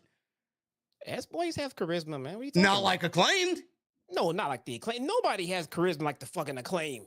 That's not fair. Nobody has that kind of fucking charisma. They just could have put it like this. The Ass Boys were benefiting more with Billy Gunn than the Acclaim are benefiting from Billy Gunn. Here, does that make any sense to you? I don't know, bro. Scissor me daddy ass. Oh, scissor me daddy. I mean, come on, bro. What the fuck are you talking about? Everybody's saying that the Ass Boys they suck and they're mid. Yeah, I agree. Because they stopped getting any and all kinds of a push. So yeah, they do. They're in the fucking tank right now. They're nothing. They're dead in the water. But my point is, Billy Gunn, his journey started off to help get his sons over, and he just kind of ditched his sons, and now he's on with the Acclaim. There you go. Just ditch your sons, man. You know your sons are a bunch of fucking hacks. Why not? What's the difference? Max Caster did a Canadian-themed rap. He popped the crowd big. He always does. Gunn was in there with Swerve. He looked great. He's taking his shirt off. He looks absolutely fantastic for 60 years old. My goodness. Swerve came out. His heel facial expressions were really on point tonight. All of his facial expressions are usually on point, but going into this thing where he's definitely going to be on the heel side of things, it's not completely there yet, but we're basically there with heel. We just need Keith Lee to kind of finish all of this Swerve fully turning heel stuff. But he did great tonight. And I thought they had a decent little match between the two of them. Gunn used his size. He's so tall, so much taller than Swerve. Swerve used his speed to jump to the apron, hit a springing drop kick to Billy's legs. Swerve then kind of focused on the leg during a commercial break. Gunn was on the outside. Swerve did a slingshot diving knee drop to the floor. And was taking it to Billy Gunn pretty decently with some strikes. Gunn hit a tilt-a-whirl slam to create some distance, try and get back into this thing. Billy teased a crotch chop, but opted to do the scissor instead, only to miss the famouser. Swerve answered with a flatliner. He took Gunn out with a Swerve stomp off the top for 2. Swerve got very cocky on the cover, thinking it was over, and a shocked look on his face after Billy kicked out. Swerve missed a home run kick, and Gunn missed the one and only as Swerve got a roll-up and grabbed the ropes to steal a victory behind the referee's back. Post-match, the Acclaim ran out, shoving Swerve out of the way to go check on Billy Gunn. They teased a scissor, and all of a sudden, Mark Sterling comes out, and he interrupts with Toni Nese again. Now, the match itself was fine. It set up Swerve to get the cheap victory as the heel. That was fine, and we're moving on, as this was the more important portion of the segment. Now, Sterling, I don't really care for Mark Sterling. I don't care for Toni Nese. I don't care for the varsity athletes or whatever the fuck they're calling him and Josh Woods. But Mark Sterling has not really been a good look on television. I feel like he dumbs the television down, and it's not very good to me. So he said, he comes out there, he says, with an email that he sent earlier with important documents that went ignored, Nese had the documents in his hand, and it was signed from the greatest country in the world, the United States of America. Fans booed. Taz is on commentary blasting these two geeks. Sterling said that he trademarked the scissors gesture and the scissor me daddy ass catchphrase, and he gets all of their t-shirt sales money. They were about to scissor mid-ring, and Sterling yelled for them to stop, or he'll sue their asses hard that they'll be tied up in the court system so long they'd have to forfeit their tag team titles. He said he's willing to work with them on this, though. He does have some ideas. He then said, instead of the Acclaimed doing the scissor me daddy ass with Billy Gunn, he then goes and looks at Nese and says, scissor me daddy Nese, and he and Nese scissored instead of the Acclaimed. Now, for everybody watching this, thinking that, oh, what the fuck are they doing here? Why are they doing this? And blah, blah, blah. I think this is great. And listen, I'm not a fan of Mark Sterling. I think Mark Sterling's a great promo. He does what he does. I don't really care for him. I think he's a little too geekish for the show. Yeah, he's too over the top. But I think whatever they're doing here with this is fantastic, because they're going to take the fucking scissor shit away from the Acclaim for now because of Mark Sterling. And when they get it back, it's only going to be even bigger than it already is. So This is great. Yeah. Oh, I agree. They're gonna stop it before it gets too annoying and played out, and then bring it back to make more money on it. I can see that. Yeah. So I mean, if everybody complaining why, I mean, just give it time. It's all being done strategically because everybody loves it right now. They don't want it. They don't want it to die out, and they want it to be, something that angers the fans. And then when the Acclaim get it back, and we see that first scissor after all these weeks, right? It's going to be the best scissor of all time. So I think it's great. Just get it out of the way. It's a little something for them to keep them busy until we get their next big title program, which I'm okay with.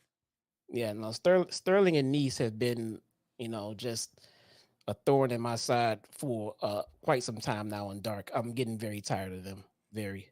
But in what way? They're just not good television? On Dark. It's just the same damn thing. Yeah, Sterling comes out and just cuts some just over the top heel promo, not entertaining at all. And Nese comes out, and I'm just tired of them. I'm just tired of them on Dark. But this was kind of funny. This I kind of chuckled at. This was kind of funny. Yeah, I thought this was good stuff. Alex Marvez, he was backstage with MJF. And MJF was asked about what happened last week, including what he called a curious interaction with William Regal through all of this. Stokely, then all of a sudden, Marvez also asked him, it looked like you were about to shake Wheeler Yuta's hand. What's that about? All of a sudden, Stokely walked in and began talking about what they did. MJF said he didn't like what he did, and now he has to put him in timeout. Daddy's got to put him in timeout, he said. He said that was strike 2. He said next time for strike 3, he'll fire him if he doesn't wait for his orders. He told him to leave and said, bye-bye, goodbye. MJF then turned back to Marvez, and he answered the questions. He said Regal is his British little buddy. He said they have a dark past that he doesn't want to be reminded of. He said that he's not afraid to remind him of the story. He said he isn't even sure if he was going to shake Yuta's hand. He says he's been reflecting this past week on how nice guys finished last. He says he knows the entire locker room, hates his guts, and wants to see him dead, and that makes up a large part of their audience as well. But he says they don't have a damn clue to know what it's like to be in MJF's shoes, splashing water on his face and knowing he has no choice but to be the bad guy. He says he's broken his hand many times punching his reflection in the mirror. He says he doesn't like himself anymore either, but that is what it takes to become the champion of the world. I am a man with the plan, the man with the chip, and a generational talent. I mean, bro, how many times can we sit here and fucking lick MJF's fucking nutsack, bro? This was a great promo. He deserves it every time. I mean, get the licking, bro. I don't care. This guy's fucking amazing, man. This guy's fucking amazing. Every time you just think, oh, we're gonna get another great MJF promo. Let's hear it. Should be good. I'm left with God. That was just fucking. That was fantastic. It was simple. It was to the point. It was believable. It was. I mean, this guy cannot do any wrong on the fucking microphone, man. I'm sorry. He's fucking great, man. Now, what type of vibe are you getting here, man? After last week and what he did with Stokely and Wheeler Yuta about to shake Yuta's hand, it looked like they were teasing maybe a good guy MJF or at least a tweener MJF. And then this week, he pretty much doubled down on him being a prick and the bad guy, and he has to be the way that he is. Otherwise, he's not going to be the world champion because that's what it takes to be the world champion. And then obviously, he's singling out William Regal here. They seemed to go and tease that last week and then kind of went around and did something else this week. Where are they going with this MJF thing? Are they just trying to give him a little bit more of a multi-layered, I guess, situation here on Dynamite instead of just the typical MJF that we see come out every week and shit on the fans and shit on his opponent and fucking curse and be very sarcastic with his words? What are we seeing here with MJF?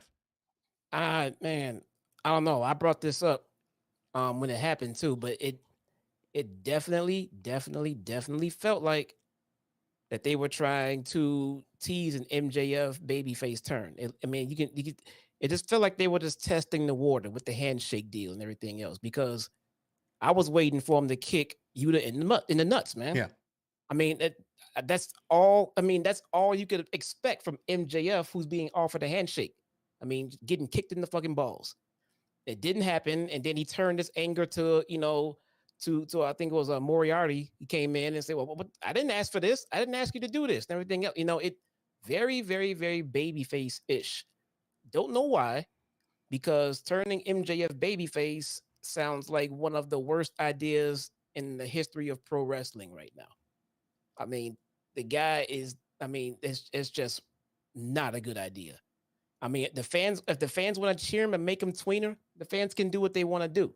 You can't stop the fans from doing what they want to do. But MJF has to be a full-on babyface to get the full effect of his gimmick, man.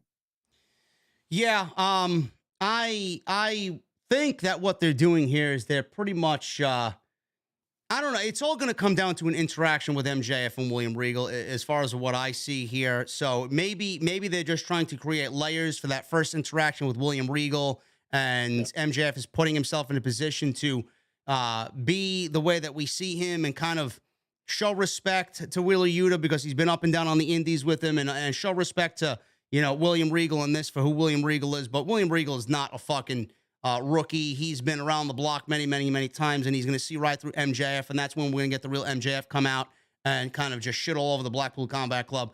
I don't know what it is. I think they're just kind of setting up a layup for now, and then when we get full on into this Moxley MJF feud, that's when we're really going to see MJF just come back and beat MJF. I don't know why they're doing it that way, but it is what it is. I don't know. I don't know. It makes no sense. If they try to go full on babyface here, I mean, to me, it'd be the equivalent of what WWE did with Austin when they turned him heel. I mean, one of just the biggest bad decisions in a turn in wrestling history. Yeah, no, MJF cannot be a babyface champion at all. No. Moxley cannot be a heel champion. I don't want to see heel Moxley. Maybe that was the discussion last year, towards Full Gear. That's when he was off television and he was getting himself better with the rehab. Now that's not the case at all. Moxley's the ace and MJF is the fucking heel. MJF should win the title as a heel, and MJF should have a heel title name. Here we go. Okay. Simple. What is that? What are you doing? I'm going away. We have over 2,000 live viewers right now. Yes. I'll come back when we get 1,000 likes. Oh, okay. Everybody, take your device and your fucking computers or whatever the hell it is you're using and just click the like button. Also, mods in the chat, get XYZ out of the chat. Get him out of here for being disrespectful. You don't come into my fucking home and disrespect either me or Jesse. Get him the fuck out of here. Thank you guys very much. And Jesse's not coming back until we get 1,000 likes, guys. We got 2,100 people in the live stream chat, and I only see 721 likes. That is inexcusable. Come on, there we go. See, now it's flying. Look at that. Look at that. 2,000 people, guys. Hit the thumbs up or get out. Let's go. Let's go. Thank you. Moving on. We go from one great promo to another. Shivani's in the middle of the ring, and he calls Toronto the greatest wrestling fans in the world. But we get Jon Moxley and Adam Page next week on Dynamite. Tuesday Night Dynamite, not Wednesday, preempted. He introduced Jon Moxley, made his way through the crowd. He gets in the ring after 3 years. Damn, it's good to be back in Toronto. He said for a lot of that 3 years, he's been champion. He said wrestlers have come from all over to try and unseat him, and being champion isn't fun and games or easy. He said there's a target on his back with people wanting his time and energy, and you live in pain and everyone sees you fail. He said some champions crumble under the pressure and self-destruct, some sooner than others, which was pretty much a dig at CM Punk. He said a champion doesn't have the luxury. I wonder if Punk is going to go back to television and give a receipt back to Jon Moxley for what he said here. Fuck, no, not that again, man. Shit. He said a champion doesn't have the luxury to self-doubt or be anxious. He said you have to be ruthless and indiscriminate. Damn, I love this job. He said that brings them to his boy, Adam Page, the cowboy. Adam Page comes out, and he storms to the ring, and he gets into the ring, and Hangman said right to Moxley's face to face, whatever you have to say to me, say it to my face. He said it meant the world to him that Moxley said he respects him as a wrestler and as a person. He says he's watched him for the past 3 years and has come to respect who he is in the ring and outside of it. You're a great champion, a father, and a husband. He said there were times in the last 3 years he saw the kind of man he wanted to be. All of a sudden, they cut to MJF watching from the stands with his poker chip, which, I didn't like. I said this at Grand Slam. I said this the week after. I said it this week. I don't like MJF in these moments when it should be about Bryan and Moxley at Grand Slam winning the championship or crowning a new champion, or here tonight with Page and Moxley setting up their title match. There's the fucking camera with MJF holding the fucking poker chip in the skybox. I don't like it because I feel like it takes away from the fucking point of the segment, which is Moxley and Page. If Moxley and Page are having a match, it should be about Moxley and Page, not MJF. Leave the fucking surprise of the poker chip to the unpredictable. That's my take on that. So he even took the attention of the live crowd. You can see. Yes, the he crowd did. on I high was camera. wondering. Listen, bro, I thought somebody was coming down the fucking stairs to interfere in this thing. All right. I mean, give it a rest already. Seriously. I don't say this shit because I'm angry or whatnot. This is the things that I say are how I would do it and what I think is right. That's my opinion. I don't think MJF should be on TV in that moment or in these moments. So MJF is watching from the stands. Hangman noticed and told him to pay attention. And then he goes back to Moxley and says, you called me a nice kid. He asked in Mox's face, am I a kid to you? Moxley said, that's exactly what I think about you. He said next week in Cincinnati, if he gets the shot to take him out, he doesn't think he has the guts to pull the trigger. Hangman says he might not be the same guy he was a year ago. He said he hesitated in May and it cost him that championship. He said he failed to win the trios tournament with his best friends. His old friends have disappeared. Some boos there for that line. He says he's left with nothing, so he's not the same. I'm angry. I'm frustrated. I can't sleep at night. I'm anxious. I'm depressed. The medicine isn't working, but I am still here because I am a man. He starts punching his fucking forehead. He makes himself bleed, and he gives himself one hell of a fucking bruise. Yeah, it's going to be one hell of a fucking bruise tomorrow morning, I'll tell you that. Goldberg himself. He basically Goldberged himself, yes. He said he's 31, a former tag team champion and a world champion. He says he's watching family members be lowered into the ground and brought new life into this world like Mox has. He punched himself in the head, and he says he keeps coming back because he is a man. Mox shrugged, and they showed MJF eating popcorn again. I don't know why. Leaning back in his chair. I don't know why. We got a cowboy shit chant ringing out. Hangman says he doesn't care if his family is in the crowd next week, his family, his mother, whoever. He'll beat him within an inch of his life and take back what he never should have let slip away. He says he has nothing other than the shot and his word. He said Tuesday he'll take that shot, and tonight he'll give him his word that he will be the next AEW World Champion. Hangman noticed he bruised himself from punching. He starts feeling himself. He's bleeding. Hangman says he wanted to tell him that face-to-face, man-to-man. He dropped the microphone. Moxley stared him down, and they both left in opposite sides of the ring. Now, this was a tremendous segment. We know how good Moxley is, bro. We know how good Moxley is with a promo, but this was, a great, may have been the best promo by Adam Page in his entire AEW run.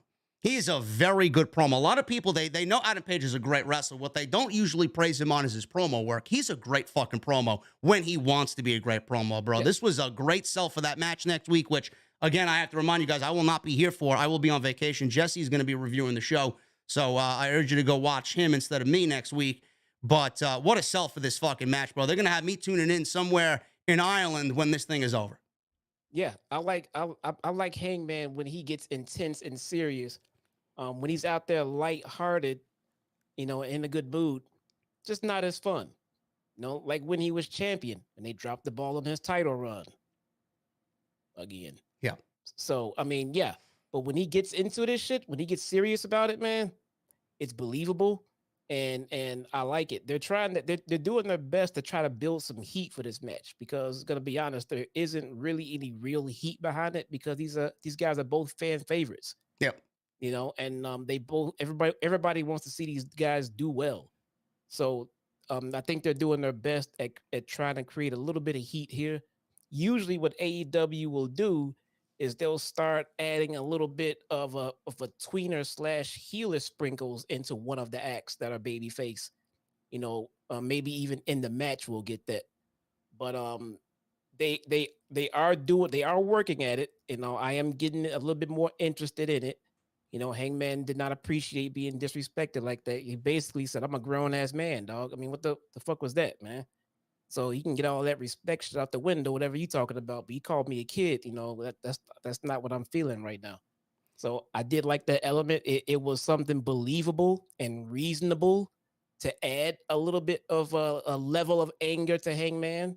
So, and even have Mox looking back like, shit, didn't know I was gonna, piss you off that much. Whatever. Okay. Yeah, it's great, man.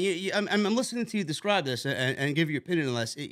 There's not a lot of heat to this, like you said. Page won that fucking useless battle royal at Grand Slam. He gets the win. He gets the title match, and people were like, "Oh, well, this is a bad look for TK. Why is he putting one of the members of the Elite in a title match when the Elite is suspended?" And blah blah blah. It should be a great match, and I think Moxley and Page are going to match up very well. The thing is, how do you build heat for this match that basically has no heat behind it, because it was, born out of a random battle royal victory, and Jon Moxley is the world champion, and he needs a first major opponent before he loses the title to MJF, probably at Full Gear. They hung on to the one line from last week's promo, "I'll see you next week, kid," or "I'll see you in Cincinnati, kid." They built the promo, bro, off of, Adam Page being called a little kid by Jon Moxley, and they built a fucking 10-minute promo out of it. That goes to show you how fucking great Moxley and Page are at what they do. They took one fucking phrase and built an entire 10-minute promo around it. It's great. Yes, and it's very believable. Yeah. And that's just the thing. You can take anything and try to turn it into anything, but you got to sell it. And I believe it because of the way it was sold. Guys, if you're just tuning in, I am on strike because we have over 2,000 people here and we can't reach 1,000 likes. So please take your device, take your tablet, your laptop, and click on the thumbs up button, and I'll come back. It's a pretty slow night, only 2,000, man. We're usually looking at 27, 2,800. What's going on? What's going on tonight that people across the board in the IWC? Salamonster didn't even have 1,000. Fightful didn't even have 1,000. We're lucky to be 2,000 here. Number one as usual, because, give me a fucking break. Who else are you going to be watching? But what's going on tonight that everybody else is somewhere else? Yeah, I don't know. There's no games. Is there a baseball game like on? That, right? The games, all the baseball games are over, right? I don't know. Is there a baseball game on? Is there a West Coast game? Maybe. Maybe the Dodgers and the Padres, right? Let's see. Let's see what's going on. Let me see. Baseball scores. The Padres and the Dodgers. The Padres are winning 5-3. Look at that, man. Yeah, look at that. Oh, man. It's going to be an exciting baseball season. Exciting baseball playoffs. All right. Anyway, moving on. We get a video package airing a vintage Ring of Honor footage with Bryan Danielson winning the Ring of Honor title back in the 2000s, with Jericho narrating the video comparing this fight to some of the biggest in boxing and pro wrestling, such as Ali, Frazier, and Steamboat Flair. He says he expects a hero's welcome since it's been 5 years since he's wrestled in his home country. So we got Jericho and Danielson for the Ring of Honor World Championship. This is the third match in their string of matches, and this was just as good as everything that they've done so far. Honestly, I think their all-out match was the worst match that they've had. Just going off based off of what we've seen. So we got Ian. So? Yeah, I thought the all-out match was, I thought the match that they had, the last one that they had was the best one. I think this was the second best one, and I think the all-out match was the worst. Not to say that it was a bad match. I like the other two better. Yeah. But we got Ian Riccaboni and William Regal on commentary. And we got Matt Menard, Angelo Parker out there with what's going on. Oh, we got 1,000 likes. Look at that. We got 1,000. Someone took away a like. Look. No, we got it. We're good. We got it. We got 1,000. We got 1,000. Thank you guys. Thank you guys for playing along with this Geeks game, okay? Yeah, there we go. It worked. Let's go. So we got Jericho and Danielson. Slingshot sent Jericho outside. Danielson wiped him out with a dive through the ropes. Back in the ring, Danielson targeted Jericho's midsection, and both men connected with 10 corner punches and chops. Jericho sat Danielson on the ropes, hit 9 punches, and on the 10th, he did a Hurricane Rana, which looked great. Danielson regained control by going for the ribs and a big roundhouse kick. He gets it, connects it, gets a 2 count. Jericho mounted his comeback after a small commercial break with a DDT as Danielson was sent to the outside and was wiped out by a crossbody. Jericho went to the top. He was cut off with an avalanche butterfly suplex into a label lock, which looked great. Jericho is now in trouble. Danielson tried to reposition. Jericho countered into the walls. Danielson countered into a walls of Jericho of his own, which didn't really go over well with the Toronto crowd. Jericho escaped into a small package, ate a roundhouse kick. Danielson goes for a cover, gets it 2. So then we get the anvil elbows raining down on Jericho's chest. Jericho rose up with Danielson on his feet with a Death Valley driver variation. He missed the lion salt. Danielson hit the diving knee off the top 2 times. A third one, Jericho countered into a code breaker, which looked great for a near fall. Danielson backflipped out of the corner. Paul Turner was pulled into Danielson and took a bump as the referee goes to the outside. This is where things got a little fishy. Jericho and Danielson collided. Double clothesline took each other out. Daddy Magic is on the outside. He threw the Ring of Honor title to Chris Jericho. Jericho waited for a little bit for Daniel Garcia to come down to the ring, and Daniel Garcia gets in there, rips the title away from Jericho. Jericho was shoved into a Busaiku knee from Danielson, who turned and clobbered Danielson, did Daniel Garcia, with the Ring of Honor title. So the referee is back in the ring because Angelo Parker tossed him back in. Jericho made a cover and slyly kicked the title out of the ring so the referee didn't see it. And Jericho steals another match through bullshit means, making the Ring of Honor title look disgraceful. And he beats Bryan Danielson 1, 2, 3 with the help of Daniel Garcia. Post-match, Garcia handed the Ring of Honor title to Jericho. And everybody cheers this because Jericho is the hometown guy. And Danielson is still a sports entertainer. So we got Wheeler Yuta hitting the ring with William Regal. They had a stare down with Garcia, and that's the way the segment went off. Now, I thought maybe I'm confusing this with the pure title, but I thought stuff like ref bumps were not supposed to happen in these matches. No, that's just the pure title. That's just the pure title. Yeah. Okay. Yeah. All right. I thought the match was great. The ending is what threw people for a loop.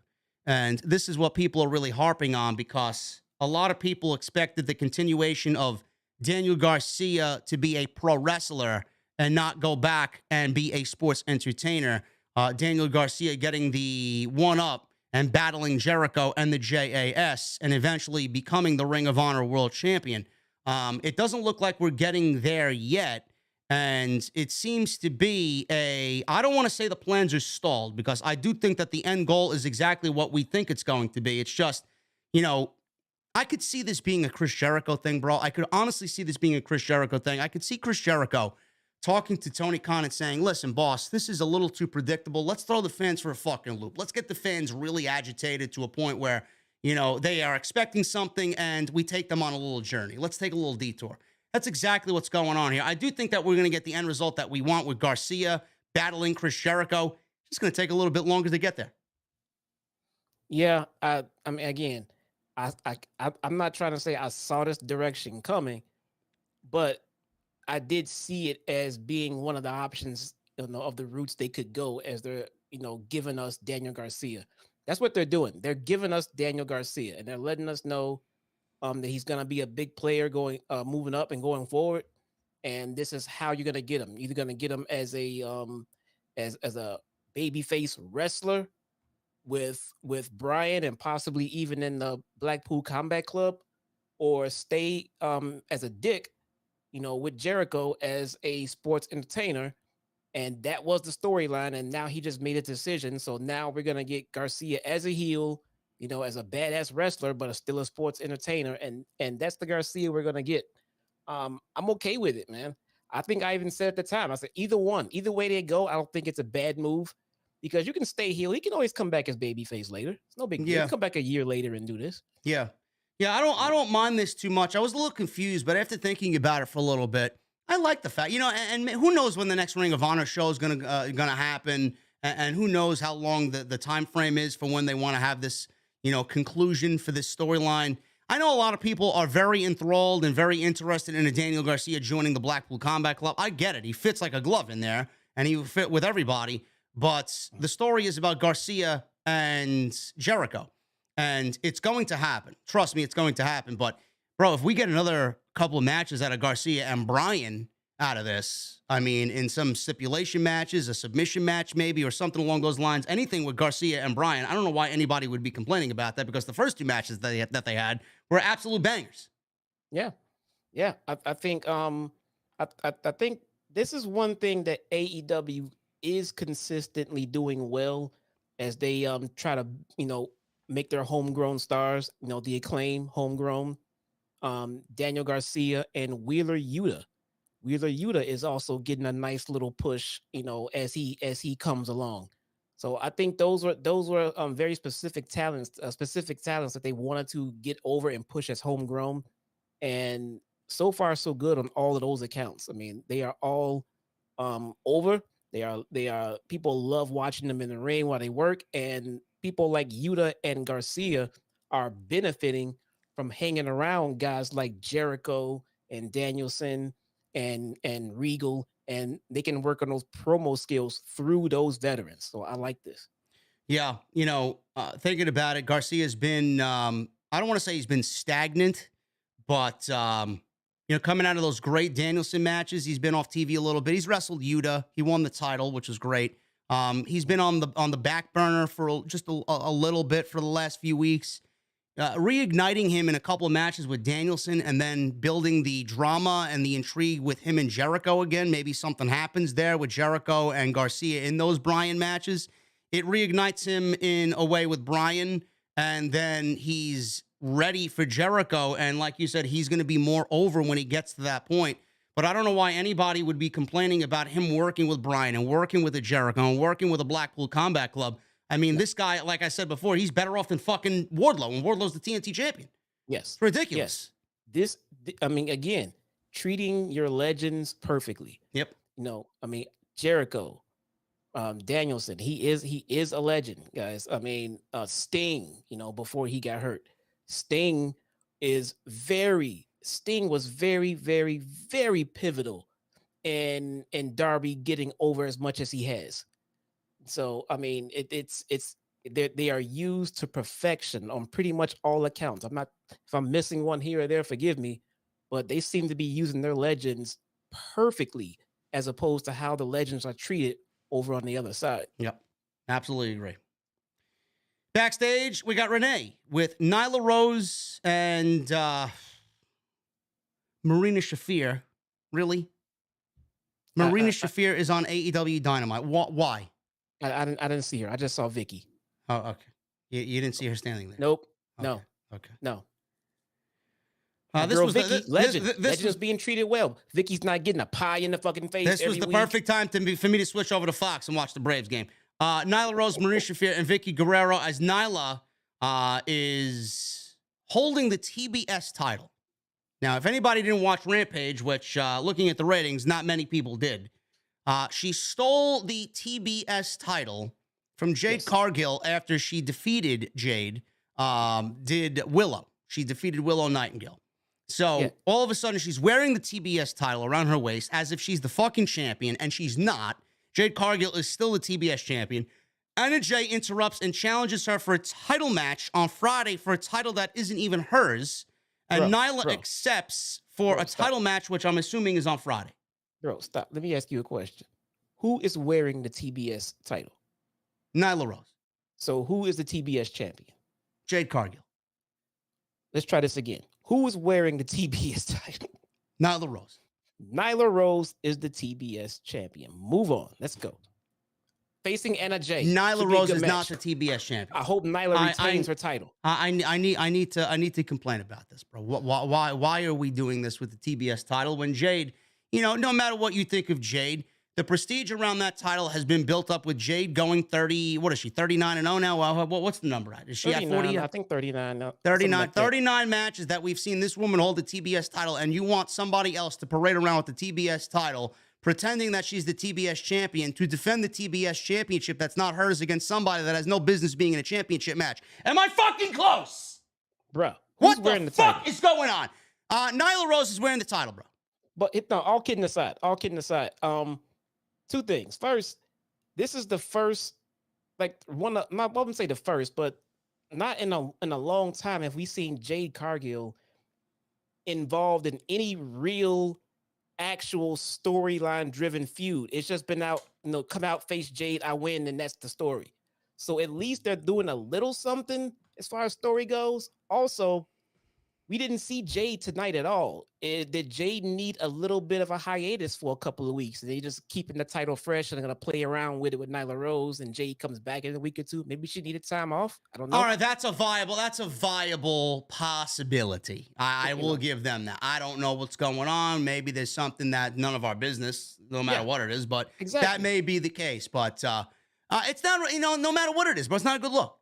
Yeah. Marina Shafir is on television, bro. It's not a good look. I didn't see Marina Shafir, but I don't know what you were looking at. I saw Vicky, my girl Vicky. I saw Anna J.A.S. Anna J.A.S. at there. Jungle Boy's gonna. That was such a missed time. Bro, I'm just thinking about all the fun you can have creatively by having Jungle Boy having to save his fucking girlfriend from the vicious Luchasarus and an asshole Christian Cage. It'd be great. They're beating him down and no one's there to save. She comes running out and throws her body on top, and then Luchasaurus just fucking throws her around. Bro, that's fucking mega heat, man. But you turned her heel for what? For what?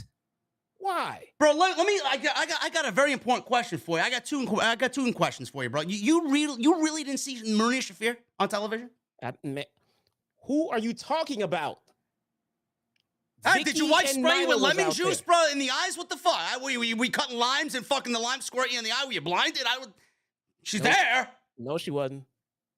You're looking at shit the wrong way. You mean to tell me I'm a Marina Shafir fan so much that I saw her when she wasn't there? Maybe that's it, man. She was not there. I refused to see that woman on my TV. She was not there, bro. And listen, why you're holding this pertinent information from me? Where's this Sky Blue, bro? Why didn't you tell me about Sky Blue here?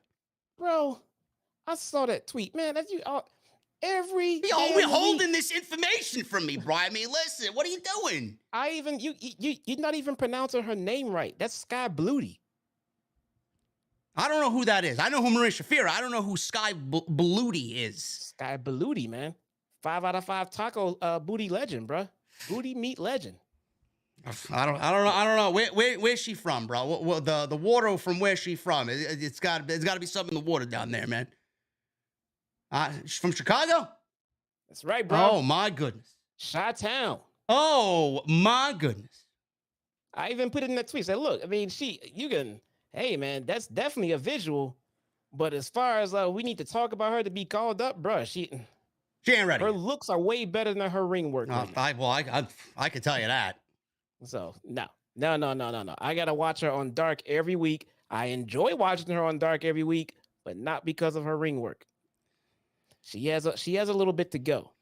You heard it from the man himself.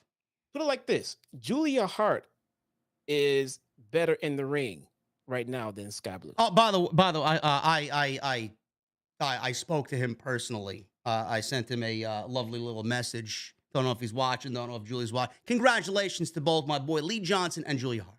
Yes, absolutely. They got engaged. Absolutely fantastic. Jesse's crowd reaction sucks. I got to give you mine. The same one. My boy Lee Johnson getting engaged over there, bro. What the fuck? Good for him, man. No, that is awesome. That is awesome. Good for them, man. That is awesome. We got the ladies here, man. Tag team match. Toni Storm and Hikaru Shida. Toni Storm seemingly has a different fucking partner every week over here.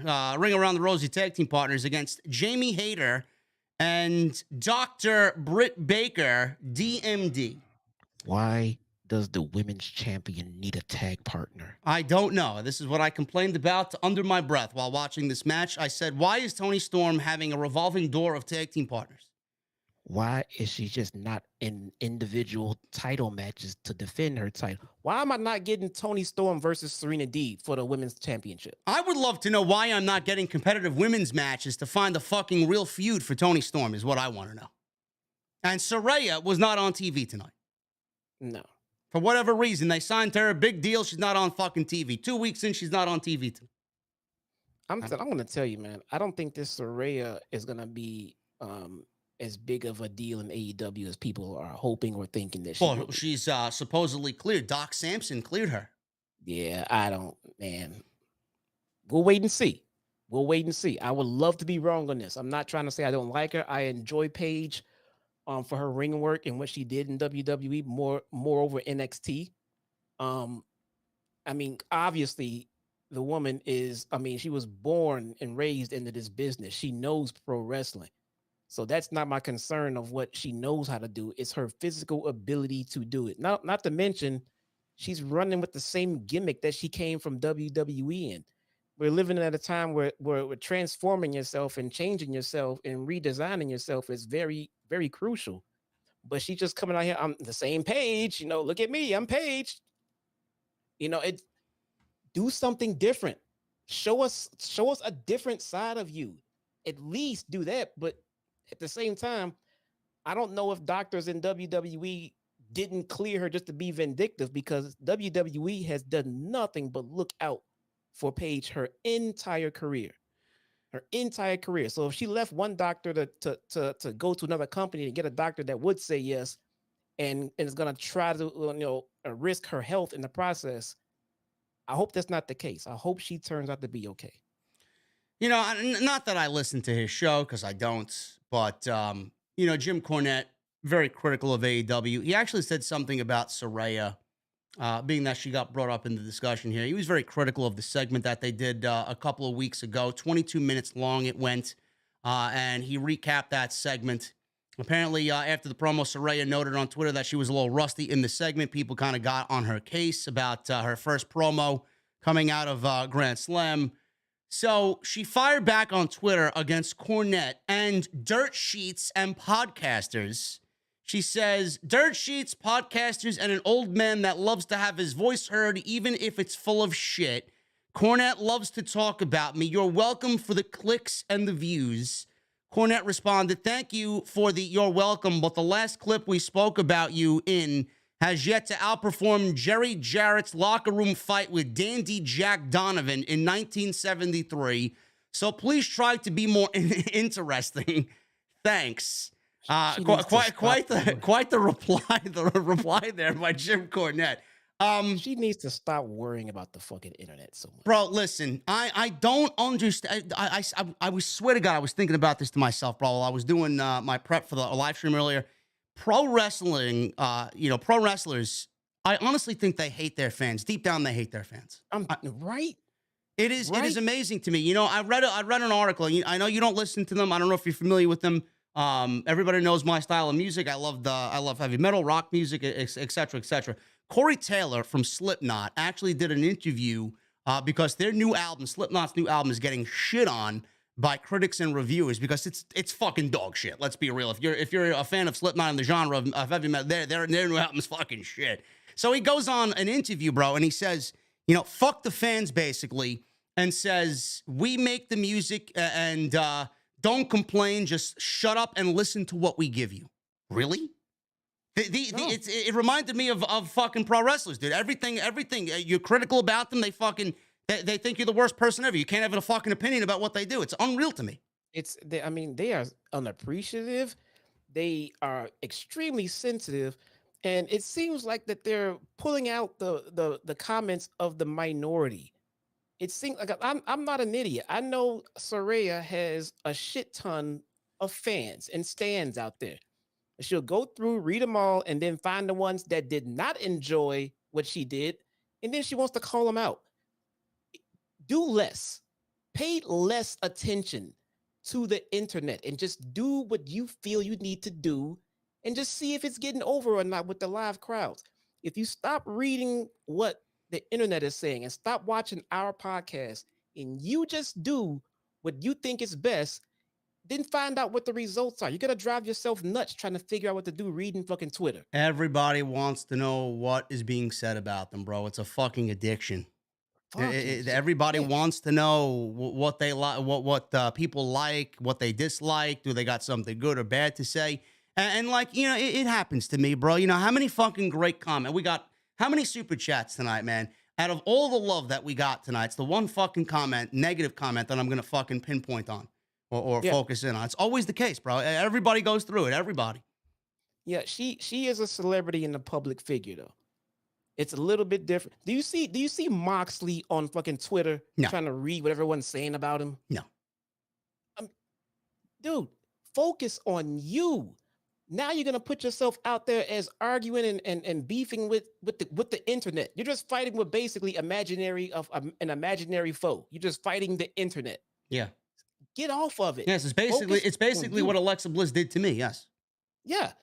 I mean, at the very least, she pinpointed her beef and narrowed it to one person. Okay. I mean, so at least she was focused on who she was talking about and why she was talking about it. But just coming out and just saying the internet is this and these podcasters are this and everything else, your fans, the ones that do enjoy you, they're listening to these people that you're shitting on.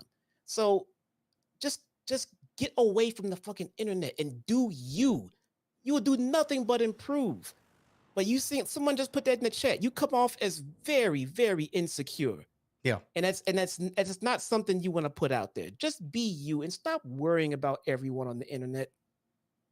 Yeah, everybody could get better. I could get better at it. I mean, you see me now and then fucking blast some geek online for talking shit. I mean, Sap is the fucking worst. He's arguing with everybody on fucking Twitter.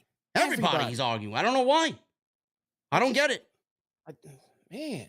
Anyway, this tag team match was fine, but my gripe is, bro, it feels like, and she's gotten more TV time than Thunder Rosa has, but it feels like Toni Storm is heading down another directionless path, just like everybody else before her, bro. Yeah. I swear to God, I don't want to say it, but I'm saying it. Toni Storm's been on TV, and she's done great, bro. She's fantastic. Everybody knows I love Toni Storm, but directionless, bro. That's how it feels. That's why I made the comment earlier tonight about once they become champion, they start to fizzle. He doesn't know how to book his champions. Are we looking at excluding the ones that have worked? The majority of them have kind of fizzled after they've gotten their title. Are we getting Toni Storm versus Britt Baker? Is that what we're setting up for here? Logic leads me to believe that Toni Storm is going to be champion until Thunder Rosa comes back.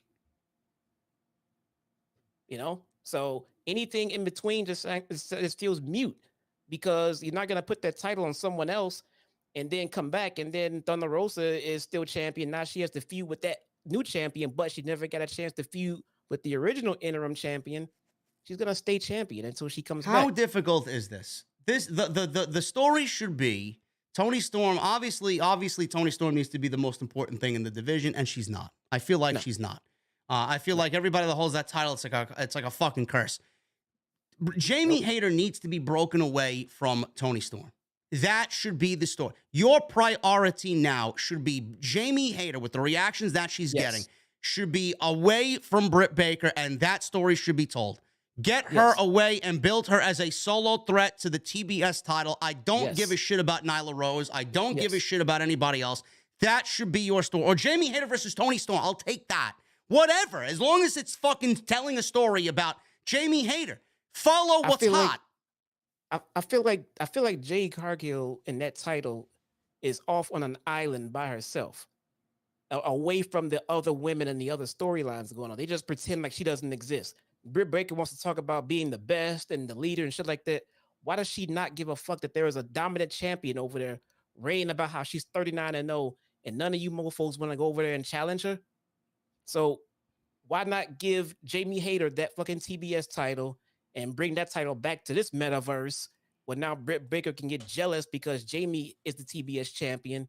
And then there's your feud right there. Get Thunder Rosa back, have her feud with Toni Storm. There's your feud right there. Start some other feuds that involve other women's with storylines and singles matches and have them all come together cohesively. Another bomb. Nick Williams with a $100 super chat on top of his 100 from earlier. Oh my goodness, Nick Williams, the 120 earlier. Nick Williams, thank you so much, brother. Loving the love so far tonight, man. Thank you so much. He says, this is the best OTS by far. I laughed a lot today. Here's another bomb for you. Thank you so much, brother. You guys are awesome, man. You guys are fucking killing it tonight. Thank you so much. Shida gets the victory here. So it looks like she gets back into the women's title picture because she pinned Britt Baker. I don't know. I don't know what we're doing. Britt Baker has taken a lot of L's as of late. I wonder why. She deserves them. I don't know. And you know what? Nobody thinks anything less of Britt Baker. So she can afford these losses. She can afford them. We got Rampage on Friday. I will not be reviewing it. Only SmackDown. Champion Jon Moxley and Claudio versus Butcher and Blade with the Bunny. That should be fun. Ethan Page versus Isaiah Cassidy. Nyla Rose versus Anna JAS. And FTR and Shawn Spears versus Brian Cage and Gates of Agony. On paper, it sounds like a decent Rampage. But, I mean, at the end of it all, it's not going to really mean much. Dynamite next Tuesday. I will not be here. So do not look for me. I will be back on Thursday. Jon Moxley defends against Adam Page. Toni Storm defends against Hikaru Shida. There you go. And we hear from MJF with Renee Paquette interviewing Bryan Danielson and Wheeler Yuta. Sounds like a decent Dynamite so far. Guys, sub to my YouTube channel and my Twitter. My Twitter is right under my face. And I will be giving out updates as to what exactly I will cover, when, and how. There you go. Orange Cassidy in the main event with Pac for the All-Atlantic Championship. This one got, they just beat the buzzer here. They got about 12 minutes or so. Orange Cassidy wins the All-Atlantic Championship. This was a very good match, as most of their matches have been. So Pac was in complete control here after what was absolutely one of the sickest moves I think I've seen all week. Pac rolled to the outside and caught Cassidy on a dive into a Falcon's arrow on the fucking concrete, and it looked absolutely brutal. So this was what gave Pac control of the match. He dragged Cassidy's body up and down the ramp and hit a nasty-looking fucking tombstone on the ramp. Pac brings Bryce back to the ring and put a count on Cassidy, something that should have ended the fucking match, but he was on the outside, and it made up to a 9, and then right at the 10, he got up to his feet and ran back into the ring. I mean, it is what it is. I don't like those spots, especially after a move like that, but Cassidy beat the 10 count. Cassidy rolled right into a brutalizer as soon as he saved himself from the 10 count, but he got a foot on the ropes to save him and this match. Pac went for the bell hammer outside again, which has been his thing as of late, but he was dropped with a DDT through the ropes on the floor, and my fucking God, that I thought he legitimately broke his fucking neck on that. Did you see that? The DDT on the outside, bro, the way he sells his DDTs in general is just fucking ridiculous. Yeah. They normally are, yeah. Yeah, sure. But he absolutely sold the living shit out of this DDT. Back inside, Pac was spiked with another DDT. That's 2 in a row. Orange Punch followed for a very close 2 count. Cassidy went to the top, a Pac rolled to the side of the ring, and he was planted with a beach break on the ring apron. Pac blocked an orange punch into a bridging suplex, into a brutalizer, and once again, Orange Cassidy got to the ropes. So we see the right ear of Pac bleeding. He went for the hammer once again, but he goes out to the ring side area and the timekeeper's area, and all of a sudden, we see Danhausen, who revealed himself to be one of the ring attendants. He wanted to grab the bell hammer, so Danhausen cursed Pac. Danhausen was punched in the face. Bryce Remsburg saw what was going on here, saw that Pac had the hammer in his hand, and Bryce takes the hammer and turns his back. So we see Orange Cassidy go underneath the ring, and he gets another hammer. I know there's another bomb in the chat. I see it. Let me finish this because it's the end of the match. Pac goes underneath the ring and gets another hammer. Cassidy popped up and hit another orange punch, and he hits another one after that. And that was basically it. He wins the championship in a great main event between OC and Pac. OC wins his first AEW championship title. And Pac's cheating days finally caught up to him. The show ended with the best friends celebrating with the shot, the camera shot that zooms out of them giving the people what they want, says Excalibur. And that was the end of Dynamite. I thought this was a very good show. A lot happened on the show. Jack Perry and Luchasaurus was great. MJF's promo was fucking incredible. Moxley and Paige had an incredible promo segment back and forth. This match was great between Pac and Orange Cassidy. Jericho and Danielson had a great match. This was a great episode of Dynamite. Not perfect, and there's still things to be overly concerned about, but I thought the show was great, Jesse. Yeah, all in all, and that's what we do here, guys. We're here, you can watch the show yourself and see what happened. We're here to give our thoughts and opinions and on every last single segment individually. So I don't want it to feel like that we're shitting on the show if you hear us complain about a thing or two. All in all, this was a great show, but we're just going to pick out the minor things here or there that we would have tweaked or changed or not do again going forward. That's all. But yeah, no, the show was a fantastic show, man. And I agree with you on the All-Atlantic title, bro. I mean, I hope, I don't know what the future holds, but the All-Atlantic Championship, Pac didn't really do much with the championship. Now he's got the Trios Championships. I hope that they don't fall into the same fucking dilemma that the All-Atlantic Championship was shown on AEW television. But 3 times he defended that title on Dark, and 2 times he's defended that title on TV. So is Orange Cassidy going to be any different than Pac with the All-Atlantic Championship? Maybe, because he's one of Tony Khan's favorites. But if you want the titles to be important, then Orange Cassidy needs to defend the title on Dynamite, not at Noah or fucking New Japan or fucking some rundown indie show that nobody fucking's heard of before. It needs to be on Dynamite, and it needs to be a situation where he gets over and makes the title more prestigious, because it's just not about creating championships. It's about the people that you put them on. They are the ones creatively that are going to make the title look better. So that's what needs to be the case here. Yeah, I think Orange has an uphill battle with that title, because just the title within itself just has no place in the company. Like, nobody really understands why it's here. The TNT title is the men's mid-card title. Okay. Trios titles, self-explanatory. Tag titles in the World Championship. What exactly, if you're the All-Atlantic champion, what does that mean? Who are you the best of, and what rank, and what division, and where? I heard people tell me at one point, oh, it's the title that's only defended in other promotions, and to represent AEW. That's not the case, because that's not consistent with what they're doing. So what exactly is the purpose and the meaning behind this title? I still don't get it. I just don't get it. Tony Khan needs to go home, and this is the last thing I'll say before we get to the Super Chats. He needs to go home and really put, divisions together. There's got to be an All-Atlantic. Who do you want to be vying for that All-Atlantic title? Who's got a different background? Who's got a different ethnic background that could go for the All-Atlantic title to give that title me? Ethan Page is a perfect example. He should be the next in line, and build him up to challenge Orange Cassidy for the All-Atlantic title.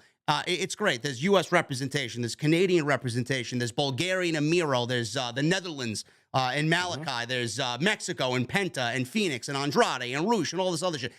Bro, the title could mean something if they actually fucking sat down and put a goddamn fucking division together. Do the same thing with the TNT title. Who do you want in that division? Who do you want vying for that title? Same thing with the world title. Same thing with the women's, the trios. I mean, it's not that fucking difficult. You don't have to feature everybody on TV, but feature us, give us people in those divisions weekly and showcase them through wins and storylines building with those matches. I don't get how it's so fucking difficult. You know, the title's going to go away for fucking 6 weeks. That's exactly what's going to go on. And then he's going to put a title match together and think that it's some big fucking deal. Yeah. I don't know. I don't get it, man. Anyway, guys, that is all we got for you. We're going to get into the super chats in just a second.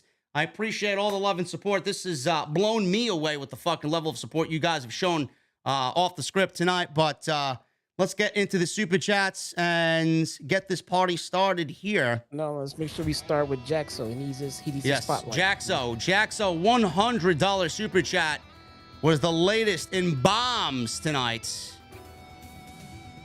Why does Toni Storm have no feud, and why is she being partnered with different people every week? Also, I was correct about the fact about Nyla Rose taking that title. TK is doing a horrible job booking the women's division.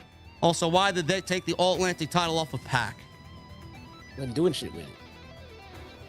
Only thing I could say, Jaxo, is that Orange Cassidy is a favorite of Tony Khan. And he wanted a big moment for this first time in Canada. That was it. And I don't know why Toni Storm has no feud and why she's being partnered with different people every fucking week. She's feeling directionless, bro.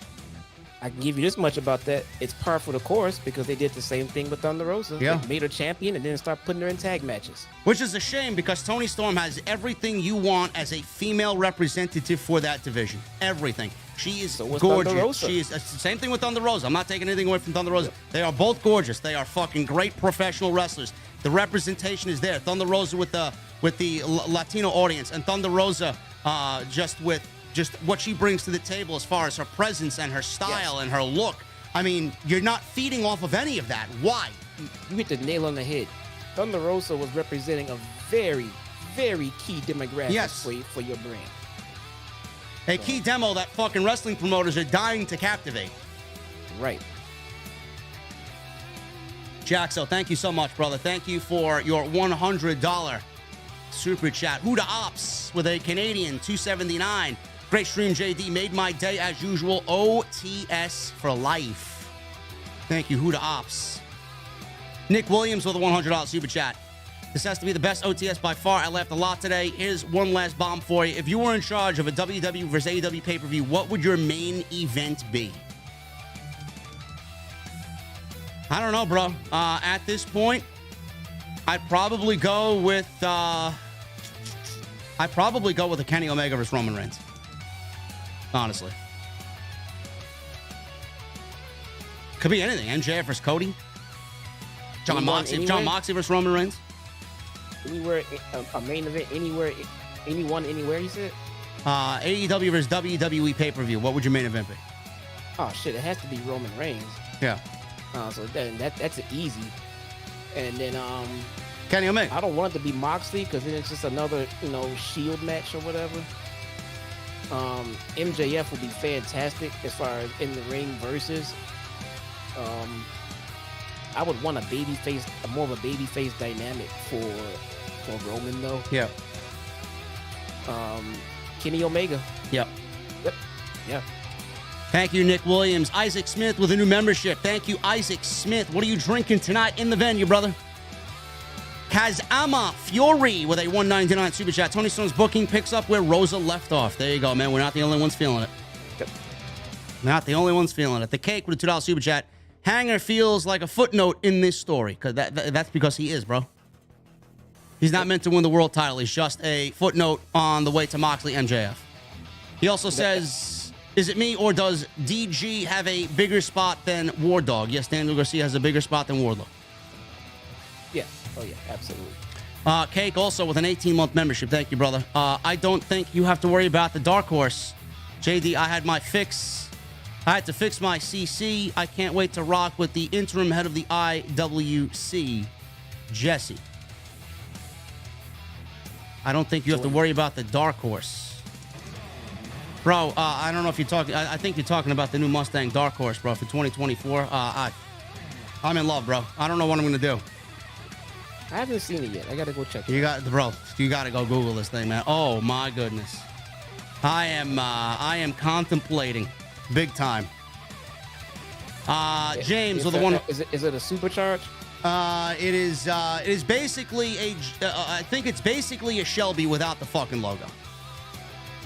Well, that's gonna be damn near 6 figures, man. And then you gotta worry about driving it year round. Yeah.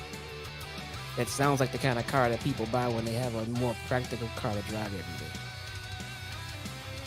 Now look it up. It may be. I don't know if it's going to be a step below Shelby. It may be a GT without the logo.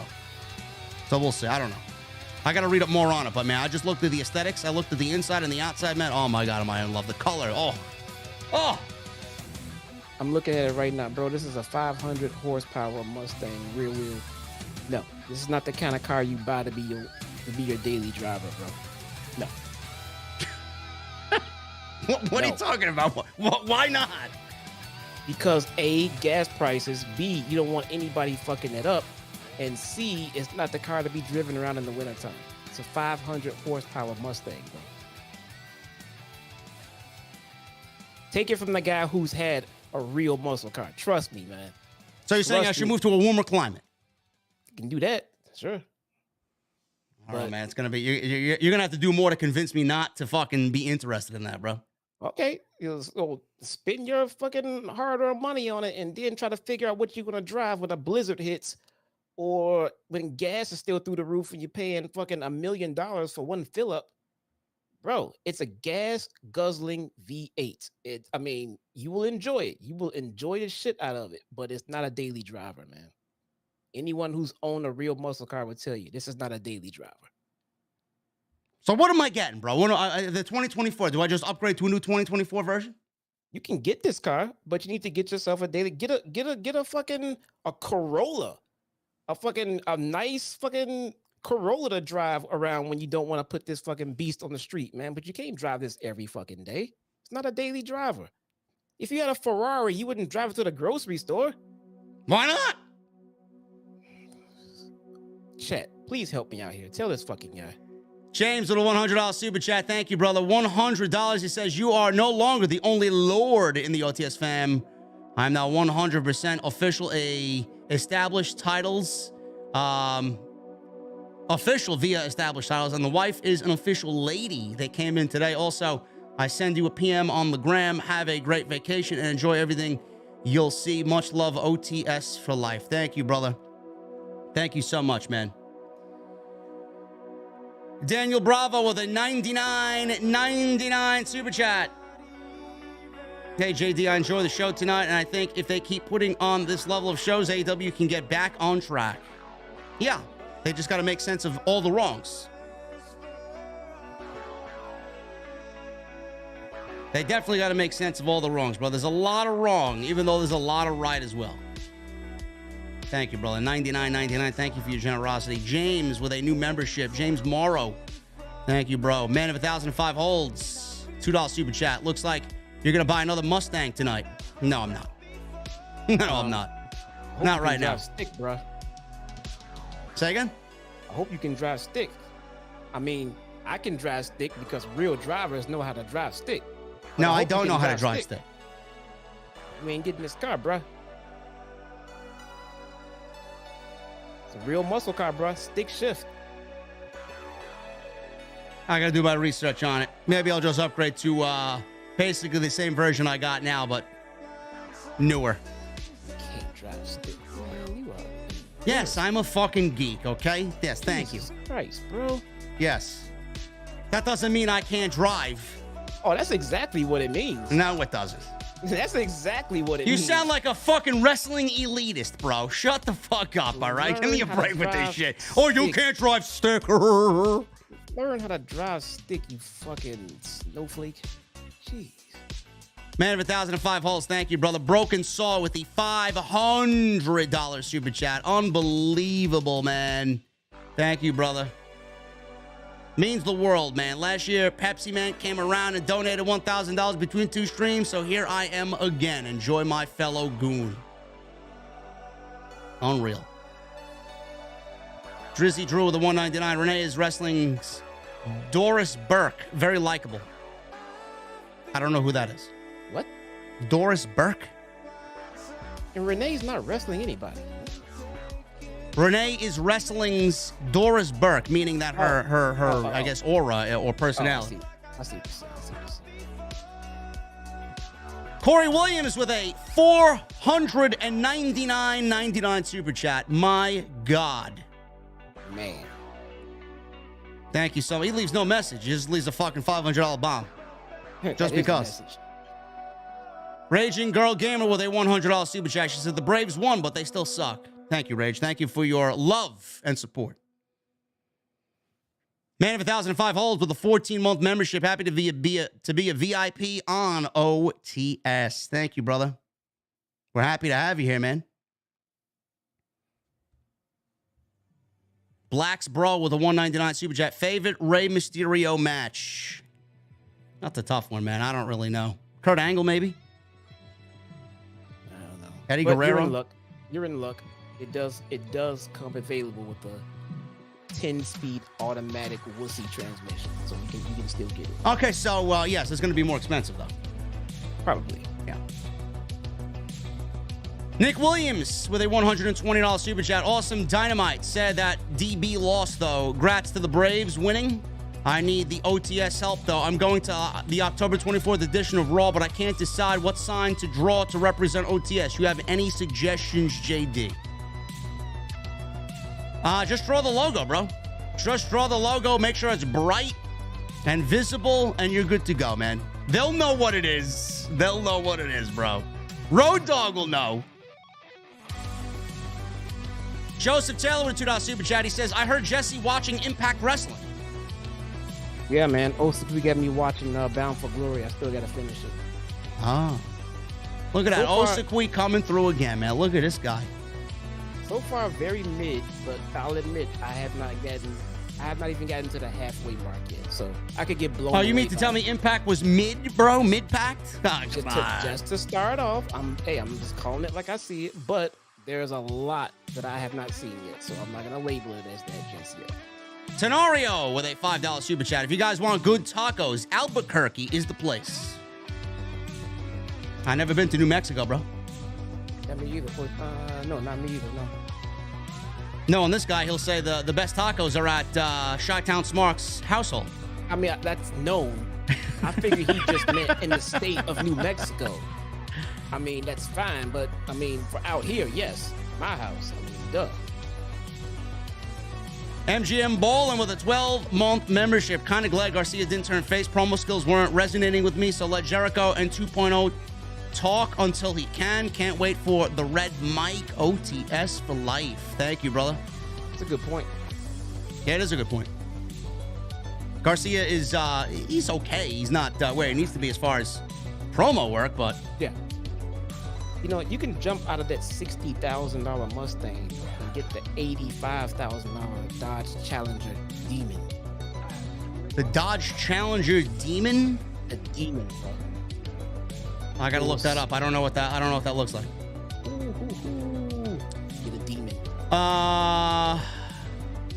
Drizzy Drew, heard about Ariel Hawani. Yikes. I smell a WWE shield. Yes, bro, we talked about that earlier in the show. $199 super chat. Thank you, man. Tenario with a $10 super chat. Jamie Hayter is over. Yes, she is. And also, JD, have you ever watched the show Sons of Anarchy? No, I have not. I watch Yellowstone, and Yellowstone is basically the cowboy version of Sons of Anarchy. I don't know about Yellowstone, but you definitely got to get into Sons when you get a chance to start a new show. Lord J. Coyle, 13-month membership. Thank you, brother. Very happy to have been a VIP for 13 months. I want to know which Decepticon was your favorite, if Megatron your second favorite. Well, Megatron was my first, and Starscream was my second. Yes, Starscream. And Soundwave is number 3. Yes. The Hellcat is nice too, Tempest, but the Demon is the top tier. I guess you want to compare apples to apples on this Dark Horse versus a Dodge. I would say the Hellcat versus the Dark Horse. Joseph Taylor with a $5 super chat. JD, Jesse, favorite Chris Benoit match? Who's better, Fozzy or Alter Bridge? Oh, come on, Joseph Taylor. I mean, give me a fucking break, bro. Are you really comparing Fozzy and Alter Bridge? Oh, my God. Alter Bridge new album coming out on Friday, by the way. I'm hearing wonderful things about it. And my favorite Chris Benoit match, I would probably say, I don't know, man. Ladder match. Guerrero, no? Yeah. I mean, that's too easy. Probably Jericho at the Royal Rumble 2001 and Kurt Angle, maybe WrestleMania 17. No, Kurt Angle. Yeah. Yeah, Kurt Angle, WrestleMania 17, yeah. Who else we got here? We got Tony Brown with a $4.99 super chat. He says, Boo T Meat. Yes. Jamie. You can't go wrong in AEW, bro.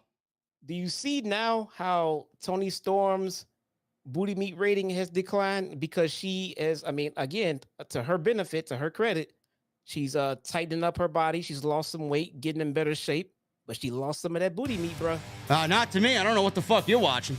She lost some of that booty meat, bro. I don't know. Bro, it's still there, bro. I'm an extraordinaire. Yeah, it's still there, man. And I quite like her in the longer pants. I think they look. I honestly, I think they look better on her than what she usually wears. Yeah. Yeah. I don't know. It's just something. I don't know. Just an observation. Michelle Moran with a $2 super chat. Garcia and Bryan feud is the right call by TK. Yeah, I think so. Luchasarus with a $100 super chat. Thank you, Luchasarus. He says, hello, JD and Jesse. We're big fans of OTS. Thank you, man. Or thank you, guys. We are Luchasarus, a merch brand by wrestling fans for wrestling who love good art. We offer shirts and accessories with quality artwork, most of it done by our co-founder, Eric, featuring gorillas inspired by Lucha Libre. There you go, man. There you go. Are you asking me if I want some Lucharilla's OTS merchandise to be sold? Well, let's do it, bro. Let's do it. Let's get me featured and drawn on a gorilla holding a fucking cold beverage, bro. Let's do it. I think that was very honorable, man. You know, paid a nice little super chat donation for a little advertising spot. There you go. So, yeah. Very cool. Lucharillas, guys. Look them up. Thank you, man. Or thank you, guys. Eric. Shout out to Eric, founder of Lucharillas. Let's see who else we got. We got Magician Sapphire with a $10 super chat. Honestly, it feels like AEW is spinning the wheels with most of their championship programs. It seems like TK is still trying to solo book everything and is not learning from his past mistakes. You're probably right, Magician. There is a repetitive nature to TK and him not really learning from his mistakes. Even though the show was good tonight, there are things that are not right with the show. Tenario, the $2 super chat. JD, have you ever thought about investing in a Camaro? No. No. Camaro sucks. Joseph Taylor. JD, Jesse, favorite Chris Benoit match? We just answered that question. Thank you, Joseph Taylor. Jaxo with a $10 super chat. I don't know why they had Daniel Garcia turn on Danielson, whether it feels counterproductive or whether it feels correct. Also, I enjoyed the show. Jesse, Impact sucks. I'm going to give it a chance, man. I'm hearing this show was good, so I'm going to watch it. There you go. Francisco, $2 super chat with a ridiculous question. Chicago pizza or New York pizza? That is a ridiculous question. New York pizza all the way. Let's just move on. Because it's a ridiculous question.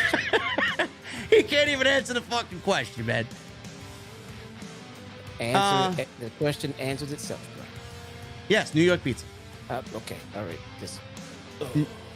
That's pretty much it. That's all of it. That's all the super chats. Yeah, that's all. All right. That's you it. guys are fucking killing it tonight, man. Holy smokes. I know you guys killed it tonight, man. I don't know what to. I don't know what was in the OTS water, man.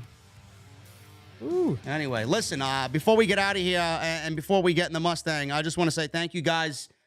This Friday will be the probably last live stream before I fly out to Ireland. I'm leaving Saturday at 9 p.m. Eastern time. I will be arriving in Ireland sometime 8 a.m., 9 a.m. their time, I think, or something like that.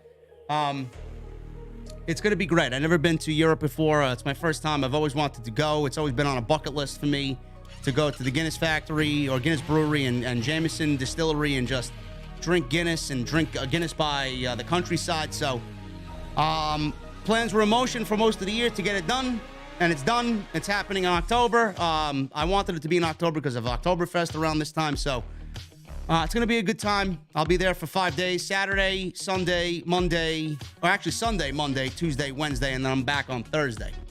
So I will be missing Monday Night Raw, and I will be missing Dynamite on Monday and Tuesday. I will probably be filming a little bit for some vlogs and some Twitter videos and Instagram and whatnot. But if you guys need anything, please, I urge you to go follow Jesse, subscribe, and follow him on Twitter, and go watch what he does on Tuesday, because I will not be here. As soon as we land on Thursday, I will be back live right into the thick of things again, because I hate being away, man. It's very uncomfortable for me. So I'm hearing that you got interviews set up with Cultaholic and Wrestle Talk, bro. Is that true, man? No, I don't meddle with the Wrestle Geeks, even though some of the guys over there are pretty cool, and some of them do follow me on Twitter. I don't really like the UK wrestling scene as far as the content creators are concerned. I think they're a little too unnatural for me.